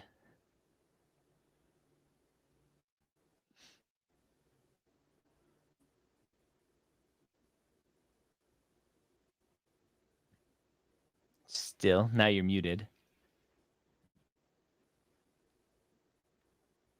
Let's get there. Let's try this. How's Yay! Gotcha. Sorry. Always have backups. So third year for us as Caribbean med students looks the exact same as anybody else. We rotate at different hospitals throughout the United States, which is actually a benefit. So if you are from Chicago, Florida, California, Maryland, DC, New York, there are tracks that you can go to at the different hospitals, but you're doing the exact same curriculum, core, everything else as any other U.S. medical student. You're intermixed with other students from those institutions that may also be at their hospital. And so you're treated the same. As far as the experience, M3 is finally fun. Med school with a little bit of fun. I guess don't lie. It's no fun first year. I was going to say relatively to what fun is in med school, because you actually get to see patients. You actually get to apply everything that you've learned in a book, realize that it looks nothing like what it does in the person, and that even when you've gone through and done well in your first 2 years, you still know absolutely nothing, and you're still learning every single day. But I think it's the patient interaction. I think that's the part, for at least for me, has made the experience why I say I do what I do and gives you that boost. Other students may feel a little bit different. Some people like the didactic years, more so than others. But for me, it's been everything that I've wanted. Yeah. Talk about any imposter syndrome that you may have. A lot of students, and Chad, I'll ask you this a little bit later. You start medical school, you have imposter syndrome. Like, I don't think I was supposed to be here. You start your third year and you're in the hospital, like, oh, I really am not supposed to be here. You start your internship, residency, like that's a whole different level. What was that like for you? I think the benefit, kind of like Chad, though, or let's use your new title, Dr. Richards. Dr. Richards. I think being older, I think it gives me a little bit more perspective because I've had a lot of experiences outside of working in spaces that were brand new and just trying to figure out, okay, where do I fit? What do I do? I think for me being older, I'm fully embrace the fact that I don't know a particular situation or I don't know something. I say it. And I also have the personality that says, I will go look it up and I will come back. And so for me, it's not been so much imposter syndrome because I'm like, well, if I already knew everything, I would be graduated, I'd be an attending, and I'd be already making a lot of money. So this is what I'm here to feel. And if I don't like how I feel, like not knowing something, feeling kind of fishy, then I do the steps that need to, whether it's coming to the hospital early and pre-rounding before I'm supposed to pre-round, or if it's researching something in a bathroom break real quick. I'm not taking a selfie in the bathroom. I'm like, let me Google that real quick on UpToDate so I can come out of here. But yeah, I think you just lean into and embrace the unknown, and it kind of helps with that. Yeah. Joel, let's move to you. So Joel, you're a second year. Second year, you've gone through first year. You've kind of hopefully understood and now accept the pace of medical school. What is second year like? It's just more of the same, or is there any more excitement going on after first year? What's going on? It's always exciting over here. I feel like second year is just one of those years where you're still trying to figure it out because it depends on where you're at. But some schools, they do kind of the basic sciences the first year. Second year, they go into what's called organ systems, and that's kind of how our school works. So we're looking at things like cardiology, renal, pulmonology, and really understanding how do those systems work together so that when you're in the hospitals in a third year, that you can actually be seeing patients and understanding how these things all connect together. I love it this year because I feel like it's really the time where you feel like you're a doctor. First year, sometimes it can feel like a little bit of the repetition of the pre-med courses with the biochems and things like that. Second year, for me at least, has been really where I feel like I'm actually practicing what I need to know as a physician in the future. It also is kind of the time where you're diving into other things that you really care about beyond just the medical school process. First year, a lot of people take the time, they try and get settled in, they try and understand it. Second year, you've kind of gotten the lay of the land. You understand how your school works. If you've moved to a new area, you have more of an understanding of where you are. And now you can dive into the extracurriculars, figure out how do you actually supplement not just being a medical student, but being a physician that's going to be a part of the world and understanding how you want to leave your mark. Nice. Love it. Angela, the baby of the group in terms of where you are in the process. What was that transition like for you from pre-med to medical student and getting through your first year? Honestly, we've gone through so many different processes throughout this past year. We started somewhat mostly virtual, then it was hybrid, and now we're mostly in person. So it's been a whirlwind, and I feel like I'm still adjusting, even though, we're on our last block. I'm almost done with M1 year, which is just absolutely crazy. I took one gap year. It was a planned gap year, so I didn't have too big of a gap between undergrad and med school, but still, I feel like no matter what you do, whether you come in straight through or you take gap years or whatever your path is, your growth years, you're still going to have to adjust to the rigors of medical school no matter what. The first few months, you're just figuring everything out, so it was very difficult, but it does help knowing that medical schools are pass-fail, most of them, so then you can be easy on yourself and still devote your time to things that actually matter to you most, like extracurriculars, like Joel was saying, things that bring you joy, because it does get very difficult to just study, 10 hours, 12 hours sometimes each day if you don't have that thing fueling your purpose. So yeah, that's what I would say. What was the biggest adjustment that you had to make as a first year medical student in terms of study habits or personal care routines, stuff like that? I would say accepting the fact that you're never going to get through your to-do list, no matter how productive you are in your day. And you need to be a person first, because you can't possibly become a good physician if you don't take care of yourself first. So finding that balance and integrating that from day one, you're never going to have the time. So for me also, it was very difficult because I'm surrounded by such intelligent people. Also, while the curriculum is pass fail, so you take that and you're like, okay, I only have to pass, but everyone around you is so intelligent, and that's pushing you to do even more. So just finding that like transition, something that's healthy for you, and you're not being too hard on yourself, because the first few months, I mean, those were very, very challenging in their own way, but that's just transitioning to a new chapter of life. So, but you'll figure it out, I promise. You'll figure it out. Just got to do it. Joel, M2 year is synonymous with boards. You have step 1 for the allopathic students, and level 1 and step 1 potentially for the osteopathic students. At your school, a lot of schools will have dedicated study blocks. How much of your second year did you dedicate to step 1 prep versus passing the tests in medical school? Yeah, that's a great question. My answer is going to be a little bit different than actually most students. Our school is doing kind of a new model where we actually take our step 1 in third year. So I'll Wow. be taking it in December. So that's actually something I'm trying to kind of think about in the future too, for when I'm in the hospitals, actually rotating around, and also having to figure out how am I going to be studying for step 1 when it's coming up, when I also have to be thinking about my patients that I'm going to be seeing. But even this year, I think a lot of our students have been thinking about studying even now. So it was constantly the struggle between wanting to do well in the test and wanting to pass. And as Angela mentioned, it's a lot of schools are pass fail, mine included, but then also wanting to make sure that you're studying for these boards, that you do your best on step 1 and step 2 in the futures. And many students might have heard that step 1 is going to be going pass fail in the future too. And I think that's going to take a lot of burden off of some students to not feel like they have to study too much. Angela, that's going to be you. For JP's me, like, I'm no. yeah, I'm right on the cusp there. So I'm actually going to be getting a score for it. So for me, it's been trying to balance, how do I make sure I'm studying every single day, just a little bit, especially Yeah. since I know when third year kicks off, it's going to be a whirlwind of wanting to make sure I'm doing the best for my patients and the people that I'm going to be seeing in the hospitals, but also wanting to get those scores because they often can determine what you can go into in the future.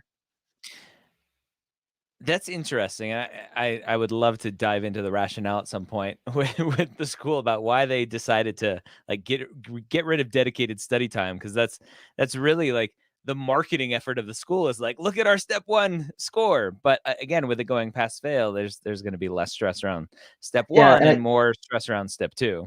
definitely. And I should say we still do get some dedicated time. So we'll have Good. 4 weeks in December Oh, wow. before when we take it. But it's still the kind of the balance of wanting to make sure that you're doing the boards, you're getting the scores, the physicians are seeing that you pay attention to your patients, you're getting the marks that you need, then also studying at the same time. Yeah. Awesome. JP, one of the biggest kind of misconceptions potentially, or myths, not myth, but a misconception or unknown about medical school is that once you enter third year, right, all the studying is done. You just got to take care of patients and be a rock star on the wards, right? That's all that matters. Lies. But it's not. Talk about how you are balancing seeing patients and studying for all the shelf exams and everything else that you have to do as a third year. I like to tell people that I think no part of medical school gets easier as you go along. You just get really better at figuring out, okay, how do I do this and how do I Yeah. manage it? Like that's really what it is. You're a better manager of the new challenges that come up. And so a lot of that comes to, like I tell people, it's just really dedicating your time and strategizing. And when I say that, I mean sometimes, and it's unpopular to say this, and you become that person in your life that it's like, I have to plan out dedicated study time. If I'm at a block, and some rotations may give you a little bit more leeway than others, and recognize, oh, okay, they need to study a little bit more, they're doing this, and they give you that leniency. Others are like, I don't care, you're here, you're going to stay here, and you're going to have to figure it out. So I always tell people I have my master list, and then I have my weekly list, and then I have my 3 days. And it's like, okay, what do I need to get done in these chunks? And I just try to break it down into that, because otherwise I'll get very overwhelmed. And then obviously this pandemic threw things quite all over the place with us. So we even had moments where our step exams, for example, like my step exam was right and the start of the pandemic was. So my board exam was canceled because of the pandemic. Then they wanted us to do online, and then we had to go do a rotation and then come back and do some dedicated. You learn to be the best chameleon and adjuster to just say, okay, what we got, and figure it out. So that's what my best answer is. Yeah, that's exactly it. I had something profound to say, but I lost it, so that's okay. Because that's really all you're doing is just adjusting to the moment. How much I figured out what I was going to say. How much of your time in medical school is accepting that you're not going to know it all? Oh, most of it. Most of it, because I think the thing is, like I said, we're continuous learners. Like that is what our job is. Our job is in a profession that tomorrow somebody's going to come up with something that's new or researching. And my mother's a physician, for example, and she's an internist and she's still practicing. And sometimes I say to her, I said, well, Ma, you didn't have to even worry about that because they didn't even invent it when you were in school, dear. Like you didn't have some of these things. Yeah. So you are forever learning, which means you have to come from a place of curiosity. I think that always helps because you're not always going to love everything. Like, I don't know anybody that really loves biochem. And even when you're doing certain rotations, you're not going to love every rotation. Like, I know I don't want to be an OBGYN, but there is something about each specialty and each part that you can extrapolate something that is interesting, that can benefit somebody else or some other way. And so that's something that you kind of have to just kind of figure out for yourself, like, what is my why for being here every single day? And doing that kind of shapes how you go about interacting, how you go about learning, because it's not fun. Like, nobody's sitting here saying, I love studying all day. Like, I don't have a personal life. I'm single and racking up hundreds of $1,000s of debt. Like, nobody's saying that, okay? So it has to be about bigger than the money, and it has to be about the curiosity and the love. And for somebody that was asking, what's the sign behind me? It says, I fell 7 times, I got up 8. So that's what I have in my office, just as a reminder. Sorry, I'm seeing it. I love it. Questions. Yeah, good job. Dr. Chad Richards, 4th year of medical school. You get through the craziness of the first 2 years. You get through the fun of 3rd year, which is still crazy, but you get to see patients. 4th year historically is known as the kind of the slack off year because you're applying for residency, you're kind of doing some elective rotations, which ideally or hopefully a little bit more fun because you're more passionate about those electives that you're doing. What was 4th year like for you? 4th year for me was the first half was unbelievably stressful because I went into a specialty that required audition rotations or sub internships. And with the COVID pandemic and everything, a lot of auditions were canceled. But I booked mine before the pandemic really kicked in. And so I was able to go on all of my auditions and I ended up doing 8. And so I was bouncing around to different hospitals, basically getting up at 3:30 a.m. every single day to come and pre-round and be ready to be pimped all day and stuff, and just constantly having to be on my A game for the first half, which made a big difference for me. But, you're juggling interviews during that time and things like that. So it was incredibly stressful, but it was nice to be done with boards. I didn't have step 2 to think about. I didn't have any other exams really to think about. Even shelf exams for M3, I was done with all of that. But the uncertainty of residency, once you're several $100,000s in debt and you're, waiting for interviews to come and stuff, it's a unique kind of stress. But once you've matched this second half of M4 is the true, for me, has just been, I've just been chilling at home with my family. I've done a couple of rotations and stuff and I've, met all my requirements and graduated and everything, but, you really do get to check out mentally for a few months, I guess, after you've matched. So yeah, M4 is definitely the year to look forward to. I will say it's been really nice. They give you the calm before the storm, before residency hits. I'll open this up to all of you, because there's a stereotype of attending physicians, especially surgeons, that just aren't very nice. What has your experience been around attendings, and how have you handled if you experienced not nice attendings?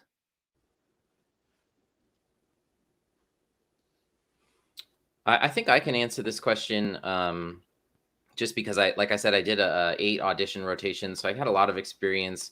And general surgery is a moderately competitive field and a high stress field. So you're around surgeons that are stressed out, residents that are stressed out, and sometimes they're grumpy and sometimes they say hurtful things, and that they don't really mean it, and things like that. I would say in most cases, even the attendings or residents who come off as the mean people that you wouldn't want to be around, there's usually something really good to learn from them. And sometimes really they are just teaching. They just happen to teach in a kind of somewhat abrasive way, but there's actually a lot to learn from them. And so I think of some of the attendings that I interacted with that, would just make me feel like dirt at the end of the day. But I realized coming out of it that I actually learned the most from them. So I think that for the most part, though, being someone had specifically asked about seniors and things like that, for the most part, they're very respectful. For me, in my situation, if any of these pre-meds watching are older, I'm 37. So, mid 30s, I have 4 kids, kind of just like this older dad kind of figure going for something like surgery. You often wonder, what am I going to be treated like, and things like that. And honestly, if anything, people were more respectful because of it, because they see that you've kind of got this life behind you. So I wouldn't worry too much about it if I were you. Nice. JP, you got something to add to that? Yeah, I would agree. I think you're going to always be faced with different personalities. That's medicine. So I think that shouldn't be so much of a concern. It's kind of, how do you handle it? I agree with Dr. Richards. I've had people that are a little bit tougher, but I think because since we're talking about ages, I'm 33. So I think because of being also a little bit older, you know how to advocate for yourself. So it's not necessarily saying something in a moment. Sometimes it's just pulling somebody aside and saying, hi, I know maybe this is your way of teaching, or I know that there's something going on, but I really didn't like the way that you spoke to me that way. Because sometimes some people are fairly receptive if you know the person. Don't complain a lot, but if somebody really does overstep a boundary, I don't feel like it's one of those things where you can't always talk to somebody. Like those people who are tough attendings, everybody's kind of told you that. So you're also in contact with the residents, the other students, and so people have already talked. So but yeah, you just deal with different personalities, and you just kind of learn to roll things off your back. Like, some people just have bad days. Some people just that's their personality. And, again, focus on, like Dr. Richard said, what you're there to learn from them. Not always the best teachers or the nicest teachers. That's okay. And I don't need you to be, but get what you need out of them. And then, okay, sometimes you just never have to see them again. Yeah. Chad, are you still used to hearing Dr. Richard yet, or no? Not even in the slightest. I have a brother who's a physician, and they call him Dr. Todd. So I'm not even used to hearing the term Dr. Richard. So I make my kids call me Dr. Dad. So that's still sticking in the house for now. I'm sure that trend will wear off quick though. I love it. Angela, let's go to you for a minute, and let's talk about a day in the life. What does first year medical school look like? And for you, obviously a little bit different because of COVID, but in general, what was the day like for you? So I really love this question, and just a little plug, I do post like daily highlights every single day of what my schedule looks like, because it's so hard to really summarize what a typical day looks like when all of them are so different. But I like waking up early. So I noticed I like mornings, and the biggest thing is figuring out when you are most productive, when you feel the best. If you like to stay up later, that's totally fine. But I just found that I study better and am just more productive and feel better if I wake up earlier. So that's how I start my day. We are hybrid, mostly in person as well. So we have classes on campus. Some days we have no classes at all. Some days we have like 4 to 6 hours. It all depends. But a typical day, let's say just like an average day, I'll wake up in the morning. Let's say classes at 10 a.m. or something. I'll study before class. We have a daily schedule of what we need to be studying each day. So that helps me really stay on top of it, be organized, and not feeling like confused or drowning in all the material. So then I attend class, make time for a workout sometimes. It's been difficult, but I do live with 2 girls who are in my class. So we also always make time to unwind at the end of the day. But the day-to-day is so different. And I do post those every day in case you guys are curious. You can always take a look. But on average, we would have like 2 to 6 hours of class every single day. And after that, it's all up to you how you want to spend it. You can either study, you can take the day off. It's all up to you. Nice. Do you find that you study or do you take time off? What do you do more of? I study enough to not be absolutely behind, but I definitely, as I progress throughout M1, I've noticed I really do take the time to like relax and do things that bring me so much joy, because at the end of the day, it is pass fail, and there's time now to not stress about grades or scores. And so I want to take advantage of all of that. Nice. Very nice. Joel, M2 is very similar to M1, just in terms of volume of material, just different. And then obviously preparing for STEP, depending on what school you're in. Talk about the friendship circle and the study groups and accountability partners you've potentially formed at your school. What was that like? I absolutely love that question because I feel like it's not talked about enough, but I think it's the most important part of medical school, the people that you're there with, because they're the ones that are going to keep you there, keep you honest, keep you actually getting through everything. So I live with actually 4 other med students. So it's a full house of us. We have a whole house and we do study groups together, but also on our own. So we'll actually like study on our own, kind of do videos. I'm sure a lot of students have heard about Anki. I feel like that's a new thing where you just like kind of flip through flashcards and that's your daily studying now. Or watching videos on like Boards and Beyond, Sketchy Medical, all these different websites that are now the go-tos for students to understand. But I'll come back together with my roommates when it gets closer to the study time, when we need to really dive in, and we'll quiz each other, which I absolutely love. We call it like pimping each other out on questions, and it's kind of what you'll get to when you go to like your 3rd and 4th year, so it's perfect. And I feel like in my house we make a game out of it where we'll even like keep a score chart and things like that. But I think everyone has their different ways of studying with other people and alone. I really need a mix of both studying outside of my house, inside of my house, with other people, alone, and it just really keeps me on my toes, because in medicine you're never going to know when the questions come at you. My family already is asking me questions. I'm like, not a doctor yet. I'm 50%, so you can get 50% of an answer right now. But you just never know when those. Until you're in medical school, not as a pre-med. They're like, you're gonna be a doctor someday. Just help me now. It started early, but at that point I was just like, I'm going to deflect that one. But I think it just really helps having people around you that know what you're going through, and that can really be alongside you when you're studying. Yeah, that's awesome.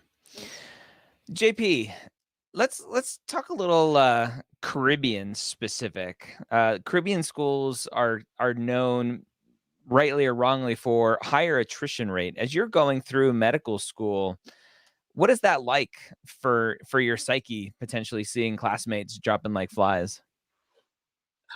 I think there's a lot of myth, and this is the thing I think that people have to understand about medical education in general. It's nothing if not a factory of comparison, which I think people have to get out of. If you're looking at in fears of Caribbean medical school, it's like, look at the doctors that you went to as a child that you'll be rotating with. How many of them have an accent or came from a different country, which means they were educated someplace else. So a lot of that is myth and fodder that people just need to leave. Yes, there is quite a big attrition rate, or loss of students as you go through the years of, a Caribbean medical school. You may start with 400 students, but like Dr. Richard said, not everybody is able to cope with and handle the rigor of medical school, and it is a lot less hand-holding. But it's a lot less hand-holding. It's a lot less, or more, I should say, resourceful in terms of you having to be resourceful, finding people that you can study with, resources. We are a very tight community. That's the one thing I will say. Unlike where you have a lot of this gunner mentality in US schools, you don't have time for that because you're just trying to survive the island, honey. So people are handing out terabytes of, okay, bring your hard drive. I'm going to give you Pathoma. I'm going to give you Sketchy. I'm going to give you question banks. I'm going to give you this. I didn't pay for a lot of that stuff until I was third year because of the amount of pass down, which I don't know if we're allowed to say that or not, but it's true. Disclaimer, Dr. Gray does not condone piracy. That's fine. But you're broke med student, you better find your way, okay? All right. Choose hunger. Take the pirate. But things like that. So I think it can be one thing for the psyche, but you can also look at the people who are really serious, like you. So like my friends, I don't really know too many of it's like, well, how many didn't pass and how many didn't go through? Because we were always the ones that were, this is not a party, this is a job. We're here to do what we need to do and keep moving forward. And so I think people have, again, this myth that Caribbean med school, there is no Wi-Fi on the beach. So those who are really studying are in the library, in your study rooms, studying. And so it really honestly is what you kind of know is going to happen, but it really doesn't have any bearing if this is really what you want to do, because you'll focus and get it done. Yeah, love it. In these final few minutes, let's open it up. Chad, what's your number one tip to surviving medical school? Notice how I didn't say surviving medical school. Thriving in medical school. You survive medical school. It's like surviving the pandemic. I ain't thriving. I don't know about you, but how do you survive medical school? Yeah. I think if I had a number one tip, I would say you need to push yourself like you want to go for that big specialty that is super competitive and really difficult to get into and stuff, which is kind of a different take from what some of the other people were saying here. But I just say that, like, things like doing research and getting publications or getting good board scores, which I know isn't necessarily the case, but step 2 is still going to be a huge factor for people who want to go into surgical specialties and things like that. Like, those scores make a really big difference. And honestly, like, on my rotations, I met residents who couldn't pass their ABSITE exams, and that's like the surgical boards that you have to take every year. And it's a real concern for residency programs. So my point is that, like, you push yourself as if you are going after that really tough, whatever it is that you're shooting for, and you'll be more likely to survive. My friends who didn't take it seriously were the ones who failed out. And I had some very close friends where I felt like I was trying to drag them along, like, come on, man, let's go study. And they were just like, no, it's okay, it's not a big deal and stuff. And those are the ones that didn't survive, that didn't graduate. And so I just would say, dream big and really go after it as hard as you can, because that's going to put you in a good spot no matter where you do end up, whether it's actually in that particular thing you're dreaming of or not. Yeah. Joel, what about you? Yeah, I'll say 2 things. I think the first is when you get to the selection process, choose a school that you know is going to support you. I think I've heard from a lot of people that if they had a choice, they maybe chose one that they thought would be the best for them, just given prestige or something like that, but it ended up not being a place for them because they didn't have the support systems that they needed. And that's where it really starts from, having those support systems. And connected to that, the second thing is really finding ways that you can rejuvenate yourself and replenish yourself when you are lost. Medical school is hard, as we've all said. We're studying all the time. We're doing all these kind of things. but you need to find what are your ways, what are your outlets to actually make yourself feel better when you're having a bad day. For me, it's hanging out with my friends sometimes, or it's running outside, or it's finding a quiet hike where I can just go and relax. And those things help me be a better person, just because I know when I come back to the books or I come back to the small groups that I'm in, I'm gonna be at my A game. I'm gonna be helping out. I'm gonna be talking to people. But also when it comes down the line to actually applying to residencies, everyone's going to have those stories of being a student, but the things that they're going to really want to know is what made you unique, right? What did you do during your downtime? Everyone's going to have that some downtime, but what were you doing to help yourself out, to help others out? So really figuring out what that is for you, finding that why, and making sure you understand that before you go into medicine, because burnout is real. With physicians, it's only growing as things get more complicated. So as long as you know yourself, you can make sure you take care of yourself and those around you. Angela? 3 things, really brief things. So number 1, if you are a pre-med, I highly recommend, if it's possible at all, to get involved at your dream program, dream hospital, dream community. I say that because it makes such a difference. I'm currently at my dream MD program only because I really do think that I proved in my application that I'm dedicated to them and only them. And I think that really helped in the long run. So if you're in the area, if you're dreaming to attend a school that's in your state, nearby, even for a summer, get involved. It will make a difference. Make those connections. They'll recognize your name. I promise it's so worth it. My number 2 tip is take advantage of social media and connect with current students at the school, at the programs. Get a feel for the program, get to know them, meet with them, anything it takes. It really helps. And I think that's what I would have done as a pre-med as well.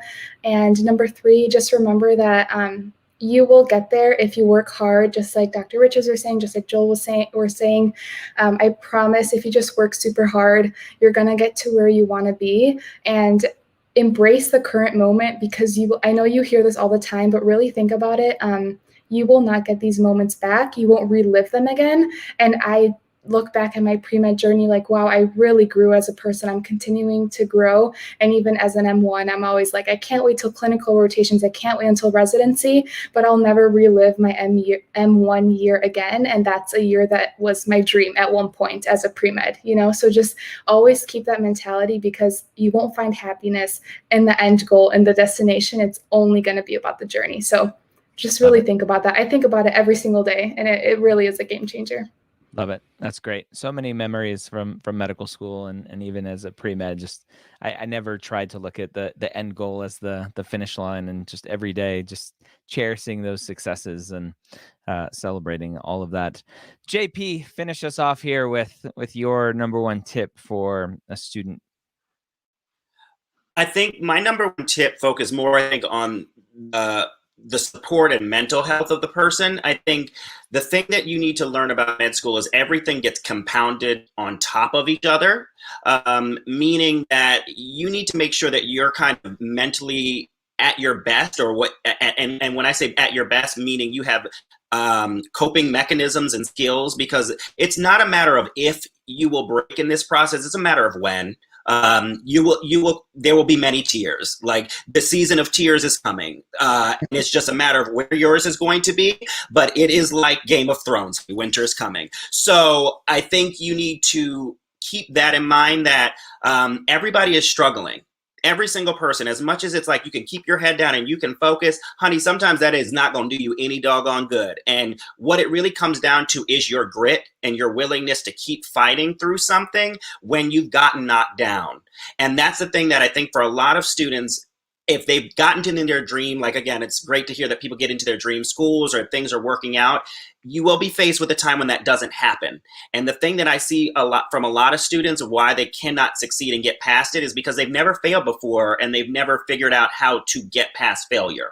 And that comes with the mental game of education and this process, which is medicine. So I think you need to make sure that you have a great support system. You're always reevaluating your why on a daily basis sometimes, because let's be honest, some days you're sitting there like, why the hell did I choose this? Why am I doing this? And if you're not asking yourself that and just enjoying this process, you're a sadist. I don't understand. So good for you. But I think you can work really, really hard. But the other thing is to understand what's important to you. For some people, it is reaching a particular profession, like they have to be an orthopedic surgeon and have that title. Again, good for you. But nobody succeeds at everything. So if you're doing that work there to get the highest score and to be that person, where are you failing somewhere else? Because you're definitely taking a hit someplace, and be comfortable where that is. So again, focus on yourself, focus on your why, but make sure you're really developing those mental strategies, have those support systems ready to go, because life will be only compounded as you go through. This process gets harder as you go through. And look, it's not fun all the time. Angela, Joel, JP, Dr. Richards, thank you so much for joining me here in our second annual National Premed Day, sharing your wisdom, your thoughts, and your expertise. Dr. Richards, good luck in your residency. I wish you nothing but the best. And for the rest of you, Godspeed during your clinicals and didactics and all of that fun stuff. Instagram addresses are below. They've been tickering down at the bottom, so you can go follow everyone, follow up with them, send them some DMs, send some love to them. Everyone, we are going to go to the Blue Room now to wrap up National Pre-Med Day. So we're going to go have some fun over there. Are you going to join me? Hi, Giovanni.